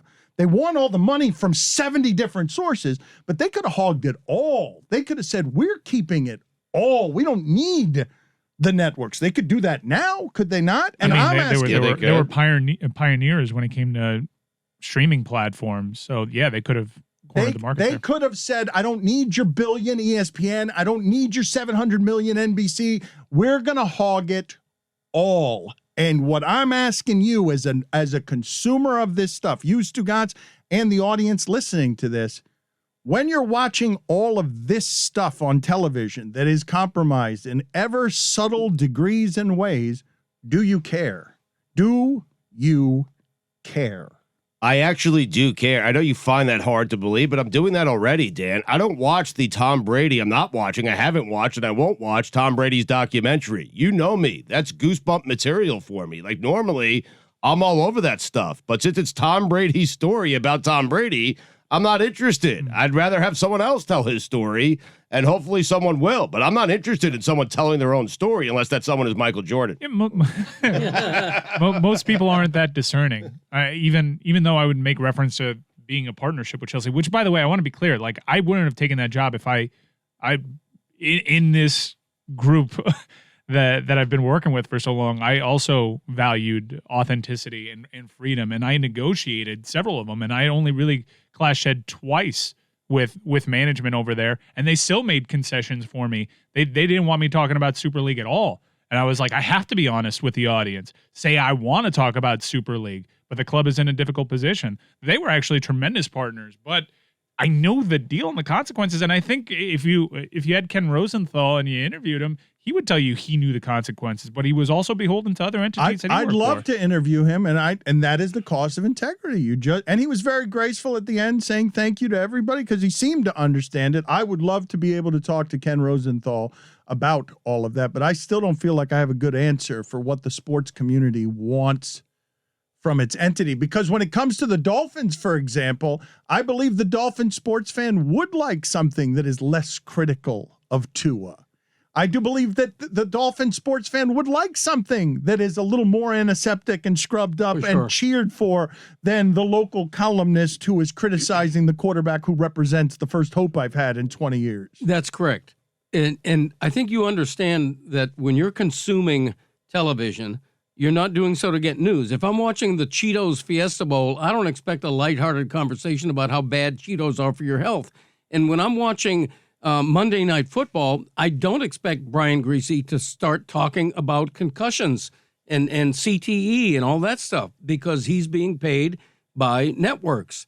You know, if I'm looking for journalism, I'm looking for a report from the Wall Street Journal or the New York Times that all of a sudden gets replayed on social media. That's where news comes from. I don't expect it from any talking head I'm listening to. If you're going to one of those, Lego networks for your news, Dan, and for journalism, you're making a big mistake. Even I know that. I mean, that goes without saying. I have Tim Kurkjian's top 5 right-handed hitters of all time, if you guys want it. Oh, my God. What? We got to end the segment with that. He sent it to you. Are we allowed to do that? We're allowed to just... These are what I think he would say if I hypothetically texted him and he got back to me. Okay, so you don't know if he's allowed to give you Hold on. information that You we do can the- then you broadcast. do the hypothetical, and I'm going to text him and get the actual No, list. I think that he I don't has think the you're actual following list. You're along. not getting what it is that Chris is You're doing a there. really good job. You even fooled Stugotz. Chris, you did. Yeah, I wasn't congratulations. listening. Back to the Yes, shadow. there is always that Did you- problem. There's no rule Did that you says we can't. hypothetically ask him about being an alien? I was looking for Ken Rosenthal's number. Hypothetically left that part out. All right, number 5. Hold on. This is how I want to. I want this to be the dramatic Yeah, conclusion this is to the big. segment because we're not going to do better after this This once is we big. have the top 5. But because Stugotz mentioned something about Tom Brady not listening or not wanting to consume any Tom Brady stuff, I'm assuming he's doing this "Let's Go" podcast. This is his phrase, "Let's go." Wow, get a patent Very on that. original. Did Yeah. he trademark LFG, it? right? Yeah. Let's effing go, right, with Jim Gray, because nothing says let's effing go more than Jim Gray. Put it on the poll, Guillermo, please. Does anything say more let's effing go than Jim Gray? It's also Larry Fitzgerald. Don't leave him out, and his beautiful ass. But also, have you guys noticed in the promos that Tom Brady can't say Jim? Has anyone noticed? He can't do it. He Those cannot do promos it. are really cringe. They are. How does he say Jim? Jim. Oh God. Thank you, Stugotz. Jim. It's like Jeem. These are the things I noticed. Such on an that long odd drive note, home. but it is true. Yeah, thank you. Thank you. I'm going to read some quotes here from Tom Brady. This is one thing that he's doing is the Let's Go podcast with Jim Gray and Larry Fitzgerald, who I believe Mike, are you reporting? Are we close to reporting a Mike Ryan exclusive that doesn't have any actual information behind it that Larry Fitzgerald is indeed, because they're broken now at wide receiver. They're going. He turned that guy into a Hall of I Famer. understand, but They've been broken, and the Cardinals have been broken at wide receiver for quite some time, and it still hasn't dragged Larry Fitzgerald and his glorious ass out so of you're retirement. not reporting it. Okay. No, I would certainly put a call into Larry Fitzgerald. Are you kidding me? But I don't think he's interested, clearly. The other thing that Tom Brady is doing is called the man in the arena, which was it FDR? What was the famous quote? The man, or no, it was Teddy Roosevelt, wasn't it? Yeah. The difference between the man in the arena and the critic, right? It's a famous quote. I won't read it to you here, but it's a goosebump quote, Stugotz. You would From love Teddy, of course. Yes, yeah. from Teddy Roosevelt. But here's what Tom Brady is saying as he's gone to Gotham Chopra to have, he wants us to see more of his life. No matter how cringe these things are, he is showing us more and more of his life. The greatest winner we've ever known is trying to show you a little bit on the inside. He's 44 years old. And here is what he says, Stugotz, to Jim Gray. And I'm just curious if you have any thoughts on this. It's a little bit of a long quote, but Tom Brady has gotten to know and is defending Antonio Brown at every turn and is calling for compassion at every turn. As somebody who knows Antonio Brown a little bit, better than anyone talking about it now in front of microphones. I mean, he lived in Tom's house. So here's the quote. I've known Antonio for a couple of years now, pretty closely. We've obviously been teammates, and I would just say I love him. I care about him, and I have a lot of compassion. I have a lot of empathy for the things that are happening in his life. So it's a lot of challenges we all face from time to time. I think the best thing is to have a support system, even outside of football, because again, we're football players, we're athletes. We give everything we can on the field, but we also have off-field lives too, and I'm going to continue to do everything I can to try to be a great friend and supportive to Antonio and the things he's going through. I think about Ricky Williams, and I think about Calvin Ridley this year, a young player for the Atlanta Falcons that stepped away from the game. And again, I don't think anyone's living in anyone else's shoes, so you don't necessarily know what other people are going through. All you do is you show up to work every day and you try to do your job. And you obviously recognize there's a lot of teammates in the locker room and you build relationships with those teammates. And I've done it for a long period of time, for a lot of years. And you get to know people. You really try to do everything you can to help them. My dad said something the other day. He said, look, all we can do is the best we can do with the opportunities that are presented to us. And whatever that means for different people, whether that's on the field, off the field, family life, professional life, I'm going to try to do the best I can do with the circumstances that I'm presented before me as a person. And I try to live with integrity. I try to live with honesty, and I care about people beyond the football field. So again, it's a very difficult situation that everyone's dealing with, and it's shown itself, obviously, in this example, but it showed itself in the Olympics with Simone Biles, and she came out and she spoke quite a bit about it. So it's definitely more prevalent than we used to think. We used to think that we were just all robots out there, and we'd go out there and play, and it's more than that now. And I think there's a recognition that, and there's a humanity to everything that we're doing out there. It's very comforting to know that people are seeing athletes in deeper ways than just their potential on the field as well. Isn't he telling you there? Isn't he making some of the leaps? Yes, he's going all in on the mental health. Well, but it's And- informed, Greg, where Gladwell's just taking to Twitter and he's just putting an opinion out there where he doesn't actually know. Brady might actually know. I mean, But what do you or make? he has a better chance But of knowing. what do you make of the commentary? The quarterback who believes in winning and won a lot with the Patriots way, telling you of a guy who behaved that professionally, a guy who is the standard for professionalism in that sport, telling you, yeah, you guys don't know everything here. What do you do with that? That's more information than most are giving you. There are a lot of people clucking about this right now, but this person who's inside it is saying, like, I kind of love the human being here, and you don't know what people are going through. He's telling you, I care for this person. I'm trying to be the best person I can. I've got nothing bad to say here that's going to pile on. But that's also a fairly safe, digestible opinion from Tom Brady, who's gone his whole career avoiding controversy for the most part.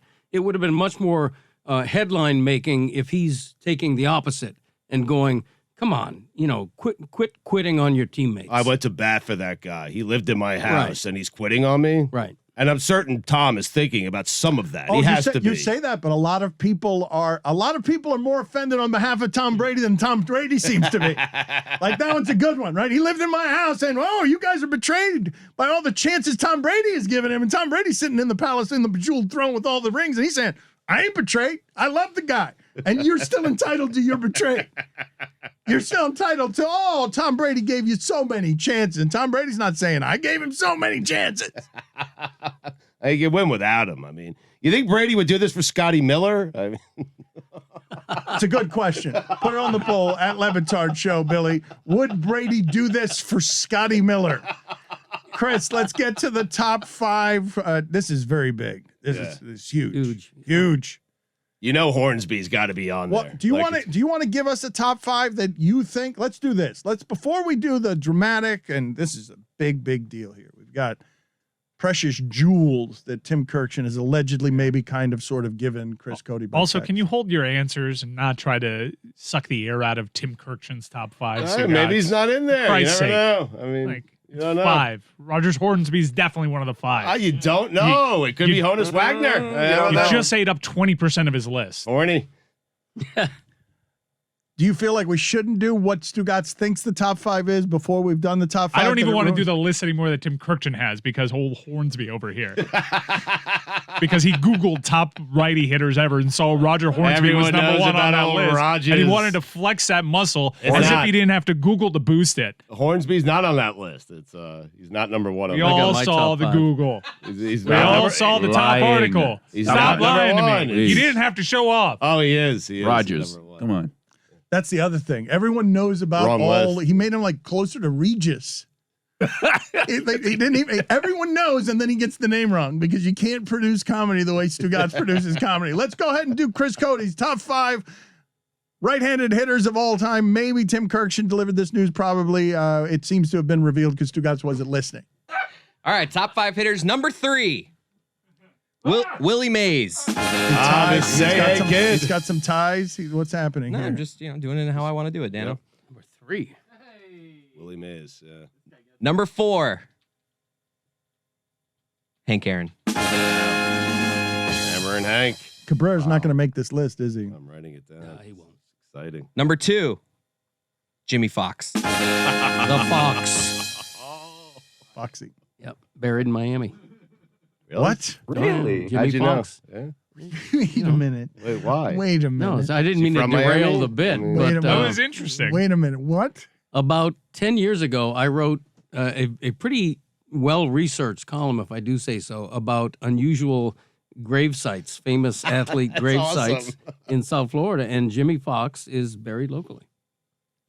Greg Cote, we have found your wheelhouse because for some reason Death? you know everyone who's buried in Miami. You know yeah. all of the famous people buried in Florida. Right. Bill Clem, one of the most famous umpires of all time, KLEM, is buried in a small Miami-Dade cemetery in an unmarked grave. Really? Hall of Fame umpire.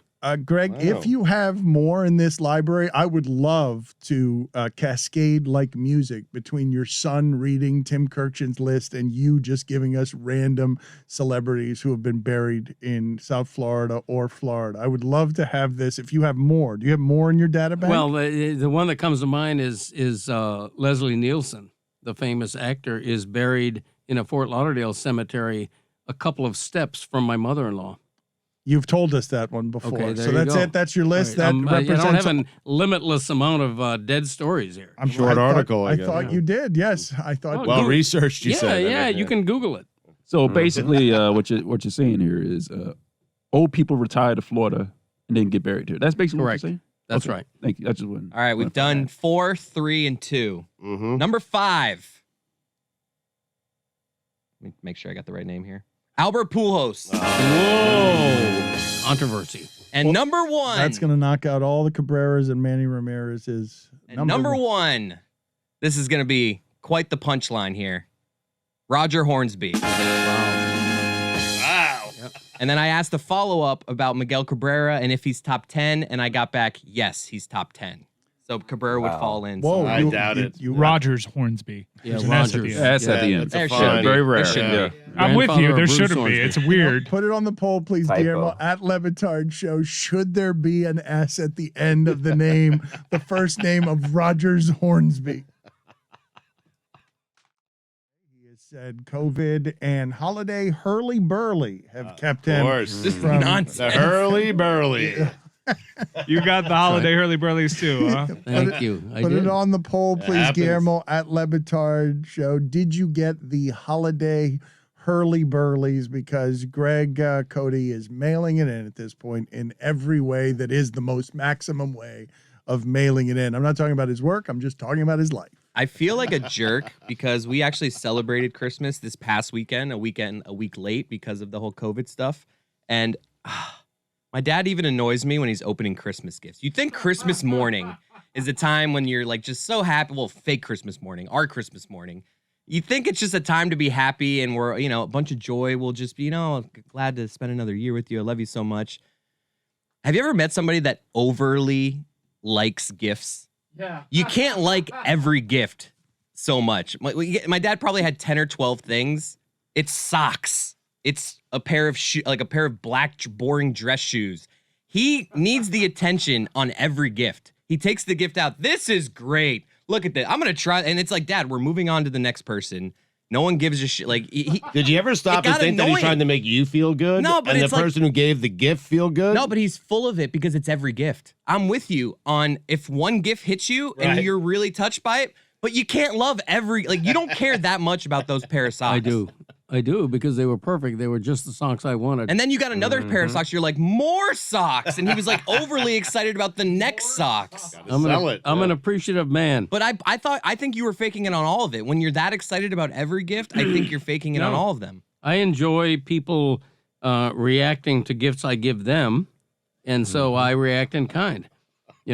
I can't get enthusiasm out of your mother. I give her a new puppy, and she barely acknowledges He it. did not give her a new puppy. This was the best. We made fun of him so much for this. He gave my mom permission to get a puppy. That's very He nice gave- of he, you. he, he wrapped It's Thank his you. home just too. a little I mean, card yeah. that was a picture of a puppy that's not their puppy. That's just Beautiful like, picture. I'm ready if you are. Beautiful puppy. That was the gift. It's like a picture of Yeah. Hawaii. I'm taking you here. Here's a picture of Hawaii. It was professionally done. It was like this hat.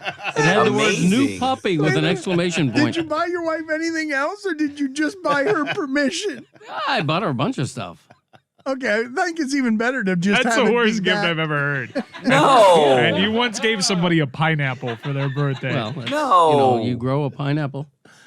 Put it Would on you the guys right. rather he put a dog in a box and the dog dies because it can't breathe? No one wants a dead dog for Christmas. This is the worst case scenario that you're painting, and I'm not surprised that you're taking it there, but he could just say, hey, I'm ready for a dog. He doesn't need to present it as a holiday It's a gift. gift. The gift of giving. The gift of life. The really. gift of permission, really, Yes. is what it is. I mean, what I'm saying is I am all in on this puppy. You have my support to go get a puppy. I Renewed just didn't want the commitment. responsibility of picking one out. Are you of the opinion that we're not understanding what the gift was that you gave, that it requires clarification? We're totally clear on the fact that you have given your wife permission to buy a dog that you will allow into your house that you will then not have any responsibility I for. will love the dog. I will shower the dog with love. It's an incredible gift because it's also really a gift of extended commit. It's like a renewal of vows of sorts, Thank right? you, Billy. You're saying for the next 10 to 15 years, I'm in this with you. I'm in We're it. going to raise this dog together. We're raising it.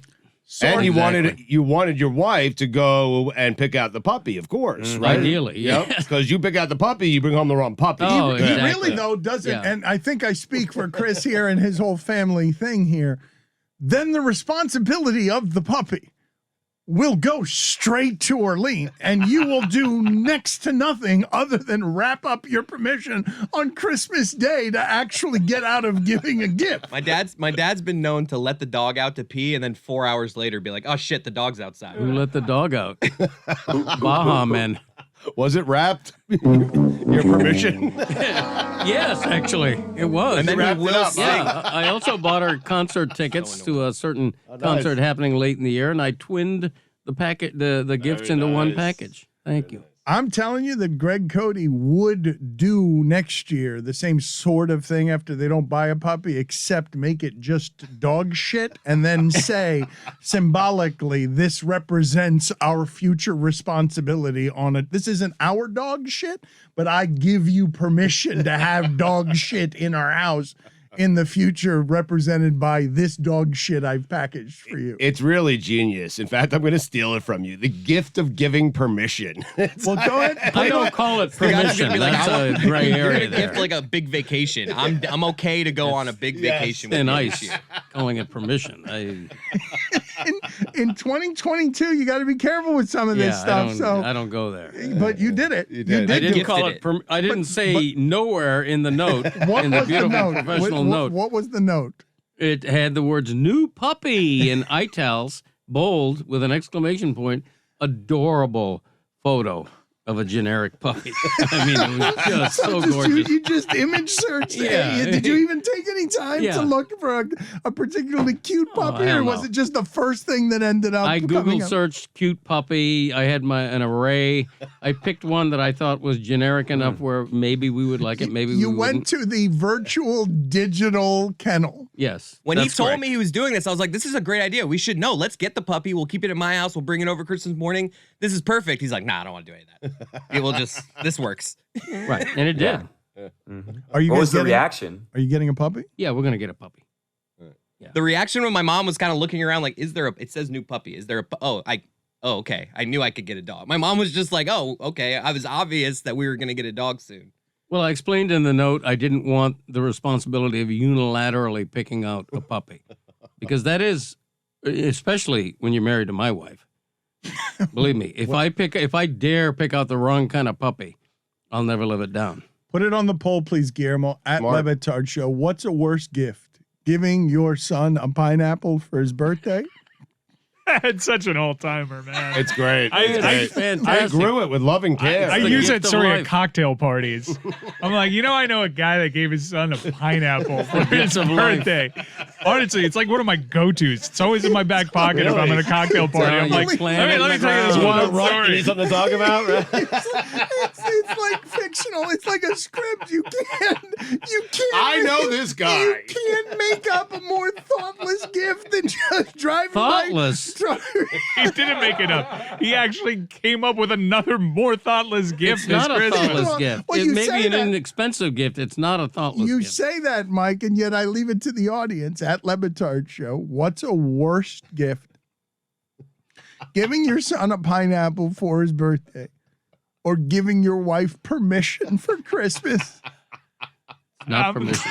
I got another story for a cocktail party now. This is Permission. incredible. I mean, I'm renowned as a good gift giver, so I you believe- can't knock me down. I believe Billy, because you say questions at cocktail parties, and Billy is a fountain of those, okay? Because Billy, can you explain to me why you were thinking about or discussing the idea that you would like to add a body part that everyone? Oh, yeah. Hell yeah.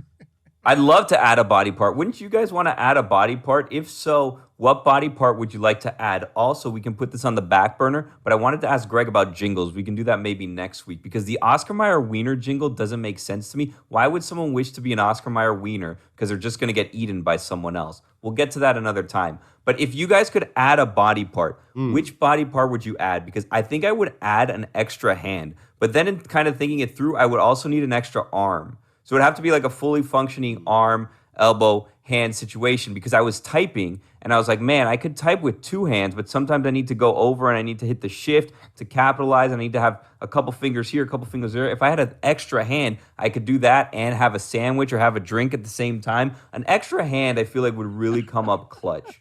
What do you guys think you'd take an extra of? Well, where exactly would you put this extra hand / Yeah. arm? Where's it coming out of? Is it coming out of your chest? Where is it coming out? You don't want to know. I hadn't considered all that yet. I was just thinking it'd be great to have 3 hands instead of 2. So you're not 'cause I'd worried get about the more done. optics of like going through life like this. You're just, if you can type quicker, you're good. It's to help them out. Functionality, yeah. Functionality. Like an obvious, people are gonna, I want an extra wiener, and it's like, no, you don't want an extra wiener. An extra I'd hand. like one less wiener than the one sitting next to me. I just like a bigger one. You just put yours at the end of yours and still have a small penis. If I had 2 assholes, could I shit better? What? I was trying to think about that. Like, would it be a faster trip to the bathroom? If I had 2, would it split up, and then would I be out of there in half In the the time? same area, so it's not, like optically, it doesn't really affect anything. Just, Optically, are there a lot of people who are experiencing that optically? I'm just, you never know.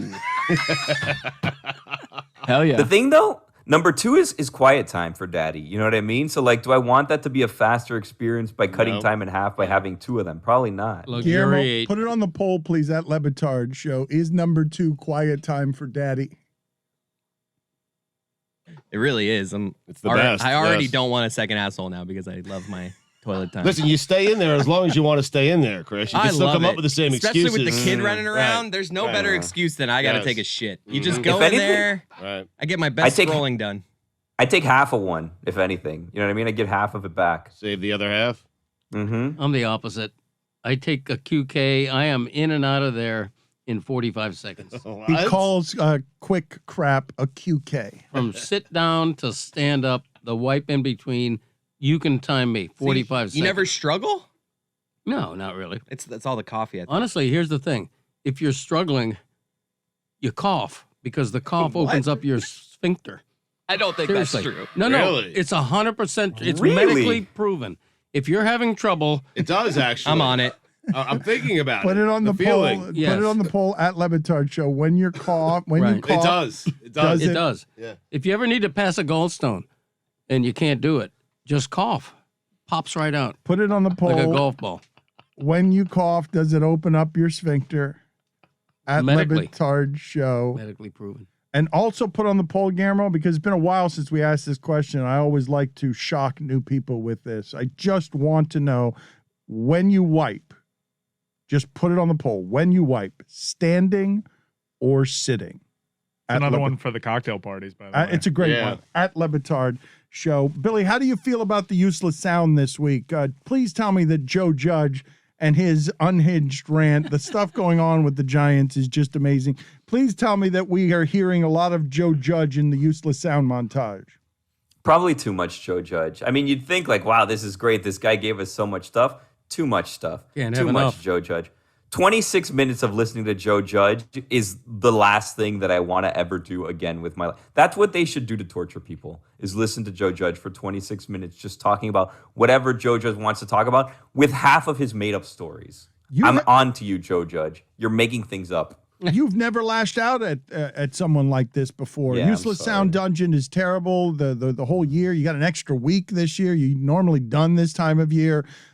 Joe Judge has finally made you snap because he was saying, among other things, that there are guys on other teams being paid better. Whoa. Spoiler alert. Dan. All right, well, let's play it. Let's get to it. I'm sorry. My bad.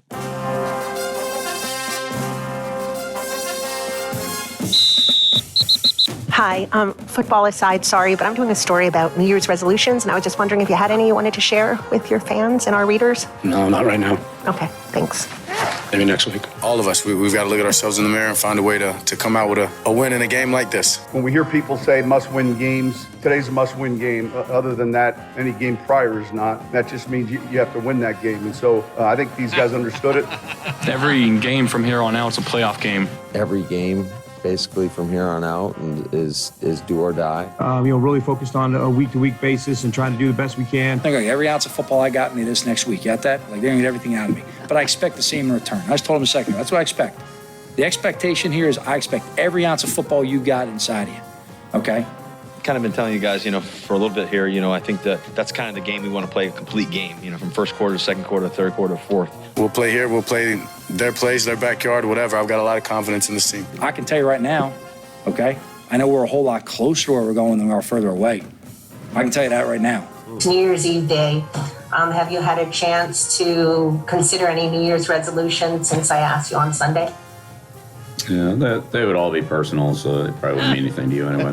You've ever had a day or a week like this where you're out with COVID, you're back, you have players late on a plane, you have players going off the field shirtless in the middle of the game, and then you also win on a touchdown. Not players, left. one player. One player, sorry, Bruce, but one player.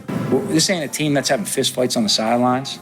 This ain't some clown show organization or something else, okay? When you have the lead, you want to keep the lead. Football is football. If every single person on each side of the ball just does their job, we're going to make plays out of it. There's a lot of teams right now that are out of playoff contention. Okay, whether it's golf clubs in the locker room or people are planning vacations outside of it. All right, where there's a lot of finger pointing and blaming and shouting, all that type of stuff, right? All that stuff. No, we don't have in our building any of that.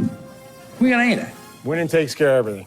I can tell you we got more players here who are going to be free agents next year, all right, who are in my office every day begging to come back. I know that. We just bought into who we are, bought into what we could be, trusted in the grind.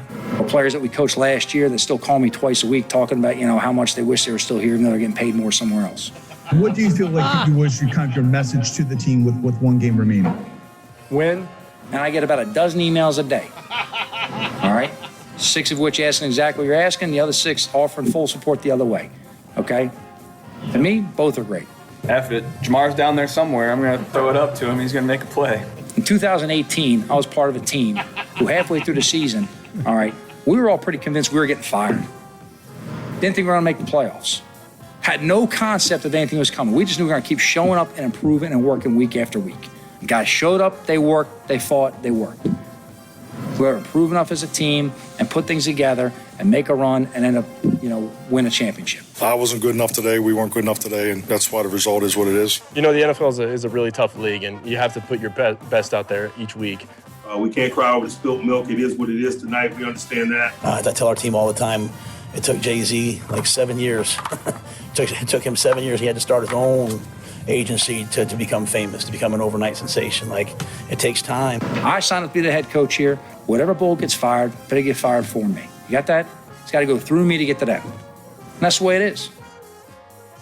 My God, I love so much about Joe Judge, but one of the things that I love the most about Joe Judge, maybe, you know what? I'm going to say it. The thing that I love most about Joe Judge, he thinks he's going to talk his way out of this.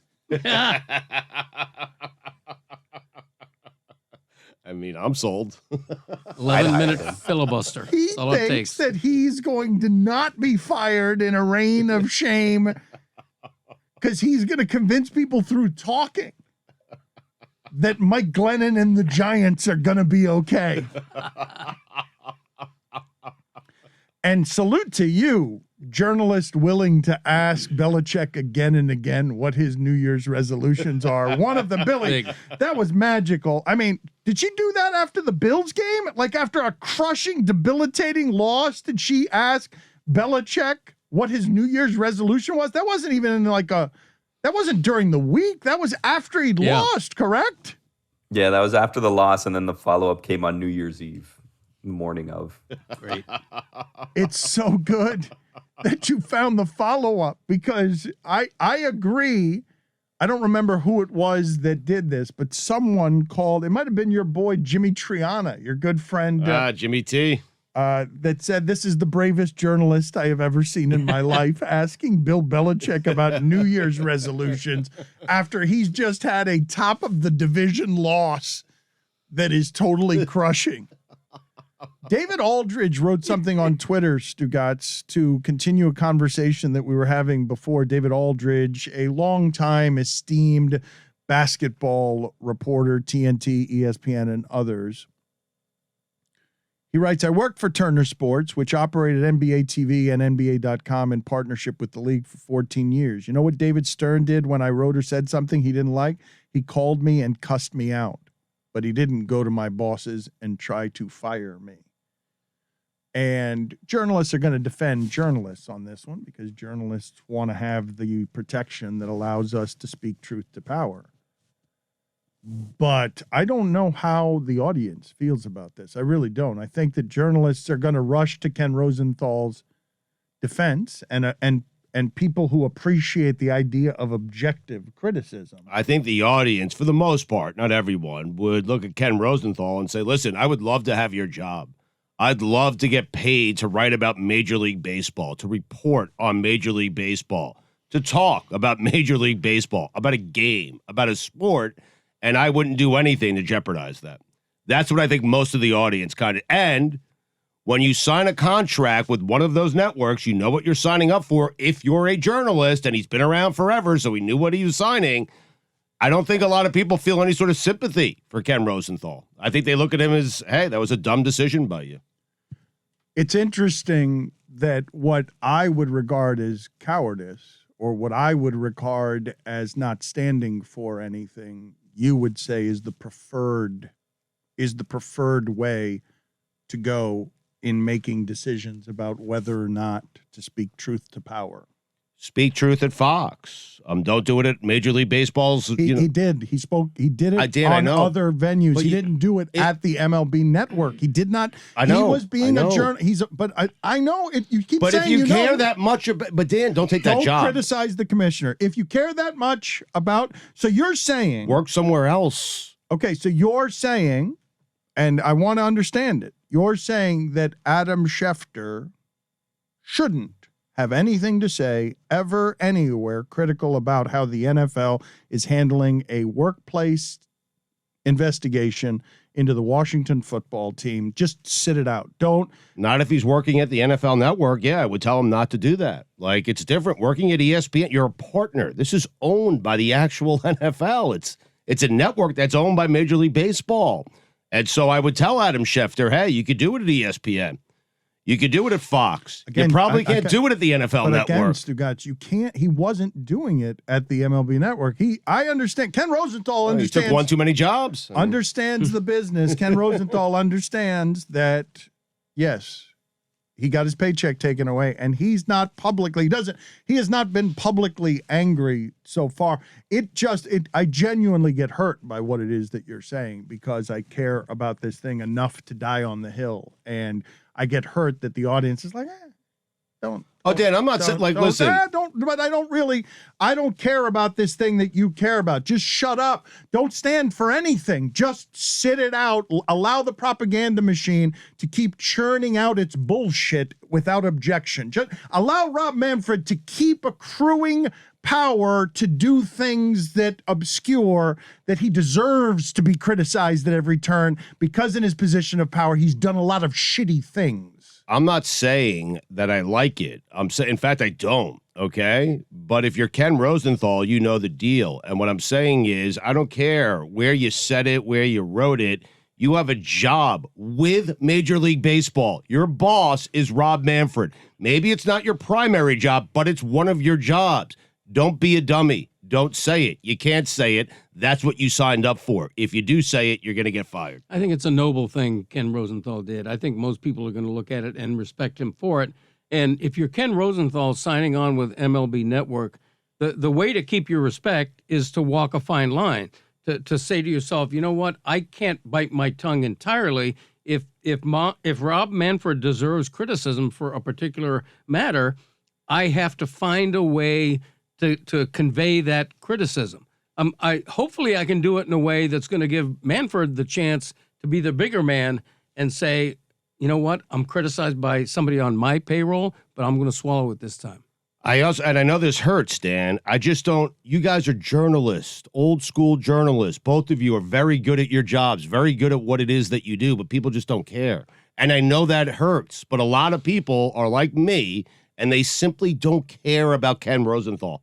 And they don't care about this story. And they don't care that Rob Manfred fired him for writing something critical about his boss. Because everyone in their workplace, if they do something critical in the workplace of their boss, there's a good chance they're going to get fired. So don't look for sympathy from them. The part that I would dispute with you, the part that you and I disconnect on, is I would say they don't care that much, but they tend to care only at the moment that Rosenthal gets fired. And then they're like, then they cluck a little bit, but then it goes back to what it was before, which is the next time truth needs to be spoken to power.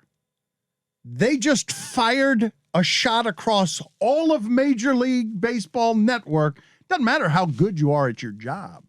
The only thing that matters is you better not be someone who doesn't toe the line on whether the commissioners do. Like, that's just been fired across MLB. Like, none of you better speak again about this, because look at what just happened to this guy, and the public doesn't actually care. Cares just enough to get bothered by the look on social media for 6 hours, but doesn't care that the machine's going to move on without this guy, and the next person is going to be disinclined to say anything because it might cost you your job, because look at what the commissioner can do with his power and go unchecked, because Stugotz and most of the people watching don't care. And they know that. And that's MLB ruining their own credibility, but no one cares about their credibility. They just don't. Like, no one. And Dan, if you're going to the NFL Network or Major League Baseball's network, or the NHL Network, or NBA TV for your news and journalism, you're going to the wrong place. I mean, even I know that. I'm the biggest dope walking the earth. And even I know not to go to MLB Network to get my baseball journalism. Let me go someplace else with this conversation and ask you if you keep diluting this by degrees, okay? And you keep obscuring some of the things that you guys are talking about, where you say, I don't want to hear about concussions. I don't want to hear about the damage being done in the things that I am watching.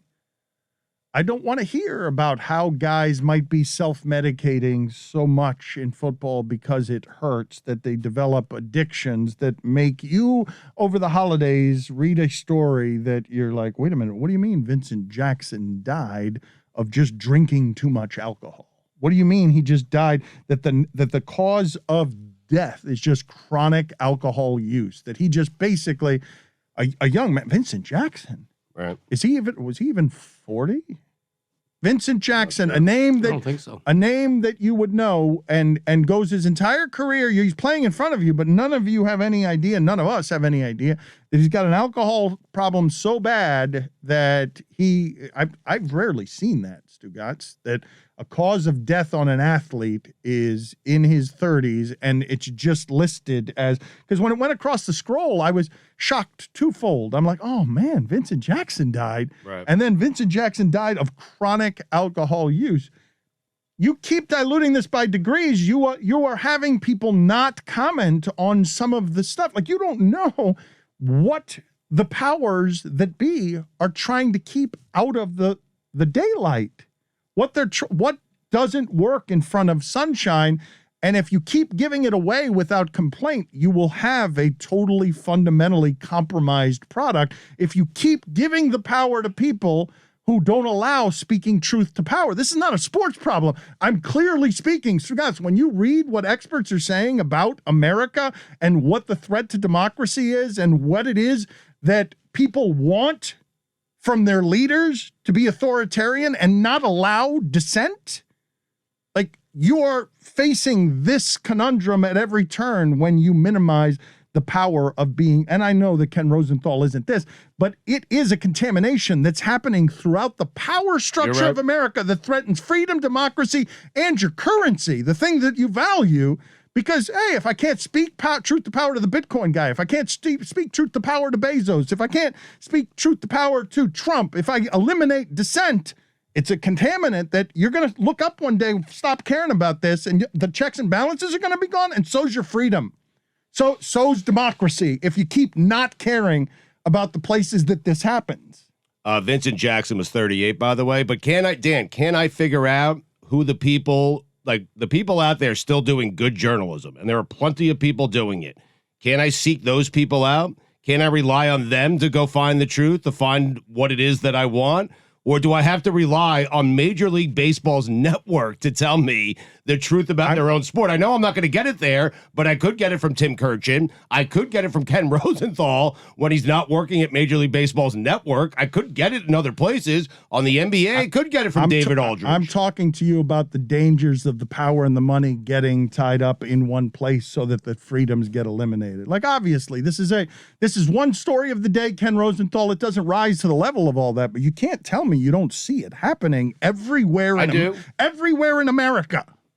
Yeah, and another danger is when mainstream independent media stops being altogether independent. When mainstream independent media all of a sudden has corporate ownership or has ownership that may have some conflict of interest with the reporting of news. And that's a reality increasingly as well. I saw a commercial during the break that I wanted to talk to you guys about because I was showing it to my wife and she wasn't noticing what was off about the commercial.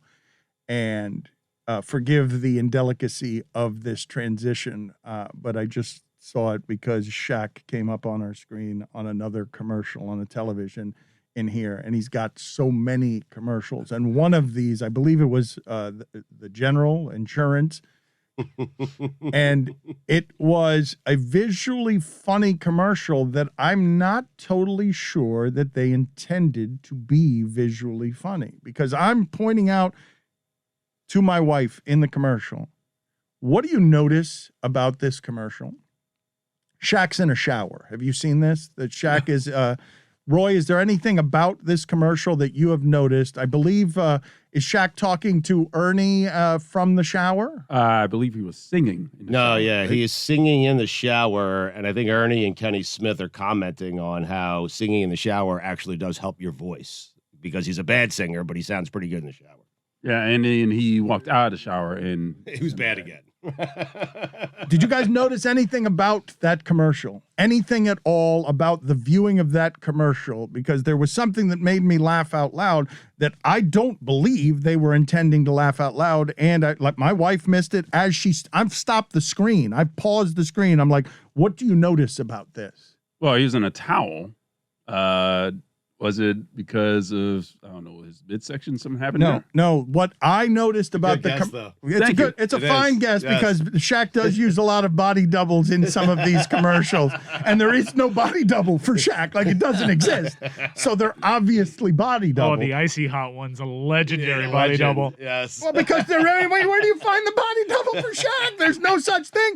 But did he pick the body double though? Because this one's particularly flattering. Yes, thin and super muscular. That looks nothing like you, Shaq. Roy, what a great guess. Seriously. A fine guess. The thing that was funny about the commercial is that we are so used to the idea of Shaq being big that there is nothing unusual about seeing that the shower nozzle is at about his nipple. Like they just went into a shower to use a shower, and he's towering above anything that would allow him to clean his head. With that shower, like it basically looks more like a faucet than it would. It looked like anybody else in the world, like a shower head meant to go over the head, but he would have to shoot it from under his chin and turn it around in order to get anything on his head. Even if he was sitting down, the water would still not hit his head. Is there anybody in sports that you have seen take more commercial opportunities or do more with endorsements than Shaquille O'Neal? Like, he will do just Gronk is a close second right now. Is he? I mean, Snoop Dogg is up there. He's in a few that I can think of. I missed this last night. Can you guys tell me, Billy, anyone out there watch the ManningCast? Any highlights from Goodell, from Aaron Rodgers, from Snoop Dogg? What were the highlights from all of these guys making their way through the ManningCast? I saw Snoop Dogg gave Eli Manning a chain for his birthday. I think a Death Row Records chain. I got to be honest with you. I've been faking watching the ManningCast every week. I've watched maybe 20 minutes combined. I just look on Twitter the next day and see what was going on. I was just thinking while watching it that Peyton Manning needs to not be taking weeks off if he's going to do this because he was rusty. He's talking. I love watching Peyton and all this. Eli is just hands down better at this than Peyton, and it's cool to see that dynamic because it was the complete opposite in their playing careers. And Eli laughed because there's clips where Peyton speaks over somebody and you see this look on his eyes like, holy shit, that was bad. And Eli loves it. And I literally think that Eli is loving this right now because he knows he's more confident. He's more casual. Peyton is stressing everything. And he's I love doing little brother stuff and he doesn't actually have the responsibility of it. And he's not as much of a perfectionist as his brother is, who's going to get annoyed. He gets to be Stugotz. He really does. And he laughs when Peyton, I see the dynamic between you two watching them. It's great. I mean, it's bad, though. I get all Mike's points. There's a lot of talking over. The Mike situation is terrible. There's a lot of things to critique about Mike it. is spot on with that. But I enjoy it better than just a regular broadcast. I put it on every week. A lot of times on mute, honestly, like you last night. That's really unfortunate for Steve Levy's crew because I kind of think that a lot of people would have done what I did weeks ago, which is I just stopped watching. But I do get a lot of observations about it from people that are still watching. And I take it that all the complaints and problems that I had with it early on in the process have not been Still alleviated. there. Yeah. There was Zach Harper texted me in a group chat and he said this, the ManningCast is especially awkward with them interviewing Snoop right now. Whenever they don't really know how to respond to him, one of them just says, I like it. I like it. Then they go to the cards for the next question. And I remember break. He was rusty. That whole awkward, I like it was a part of one of the things that pushed me away from That's Peyton more than Eli. That's Peyton. His thing, I like it. And then there's awkward silences because they're trying to do a watch along. So it's not always talking, but it's so awkward when there's because Peyton is just saying, I like it. But this is one of the things that I would say I like it about the entire experiment. Ben Roethlisberger last night averaged 2.7 yards per attempt. It was the lowest at any point in his career. That was a shit game. Shit game. Just terrible. And that didn't mean anything on top of it because at least with stakes sometimes we might have turned that into a good game if it mattered. But on top of that, it doesn't matter. So give me 3 hours of Cowher and Goodell and Aaron Rodgers and Snoop Dogg just sitting around shooting the shit with unprofessional, with something that's not quite rhythmic enough for Peyton Manning, who's saying in the middle of it, this was great when Austin Hooper jumped offside on 3rd and 2, and then it became 3rd and 7, where he tells you honestly, if that was my huddle, Austin Hooper's a very good player. He's not coming back for at least 3 possessions if he turned a 3rd and 2 into 3rd and 7 on me because he jumped off sides. Peyton hates running. If you run the ball just on first down, Peyton hates it. He also hates 3rd down. He says it's like bingo with him. Every game he says, I like 1st down, 2nd down, 1st down. He likes to get 1st down on 2nd 2 downs, and not need to get. He says it every week. Sure. I mean, who doesn't though? Right. I mean, I prefer not to even get the 2nd down. I just like to get 1st down, 1st down, 1st down, 1st down. Never any pressure. Yeah. Late in the game when the Browns got to 3rd down on a 2-minute drive, he's like, I don't like this here. Yeah. I don't like 3rd down. I'm like, okay. You know what's funny? Cowher said in the middle of that last night, he's like, yeah, this is a Pittsburgh game. You don't mind punting. And I'm like, bleep off, Cowher. I do mind punting. Yeah, get out of here, Cowher, and your mustache and all of that. I mind punting.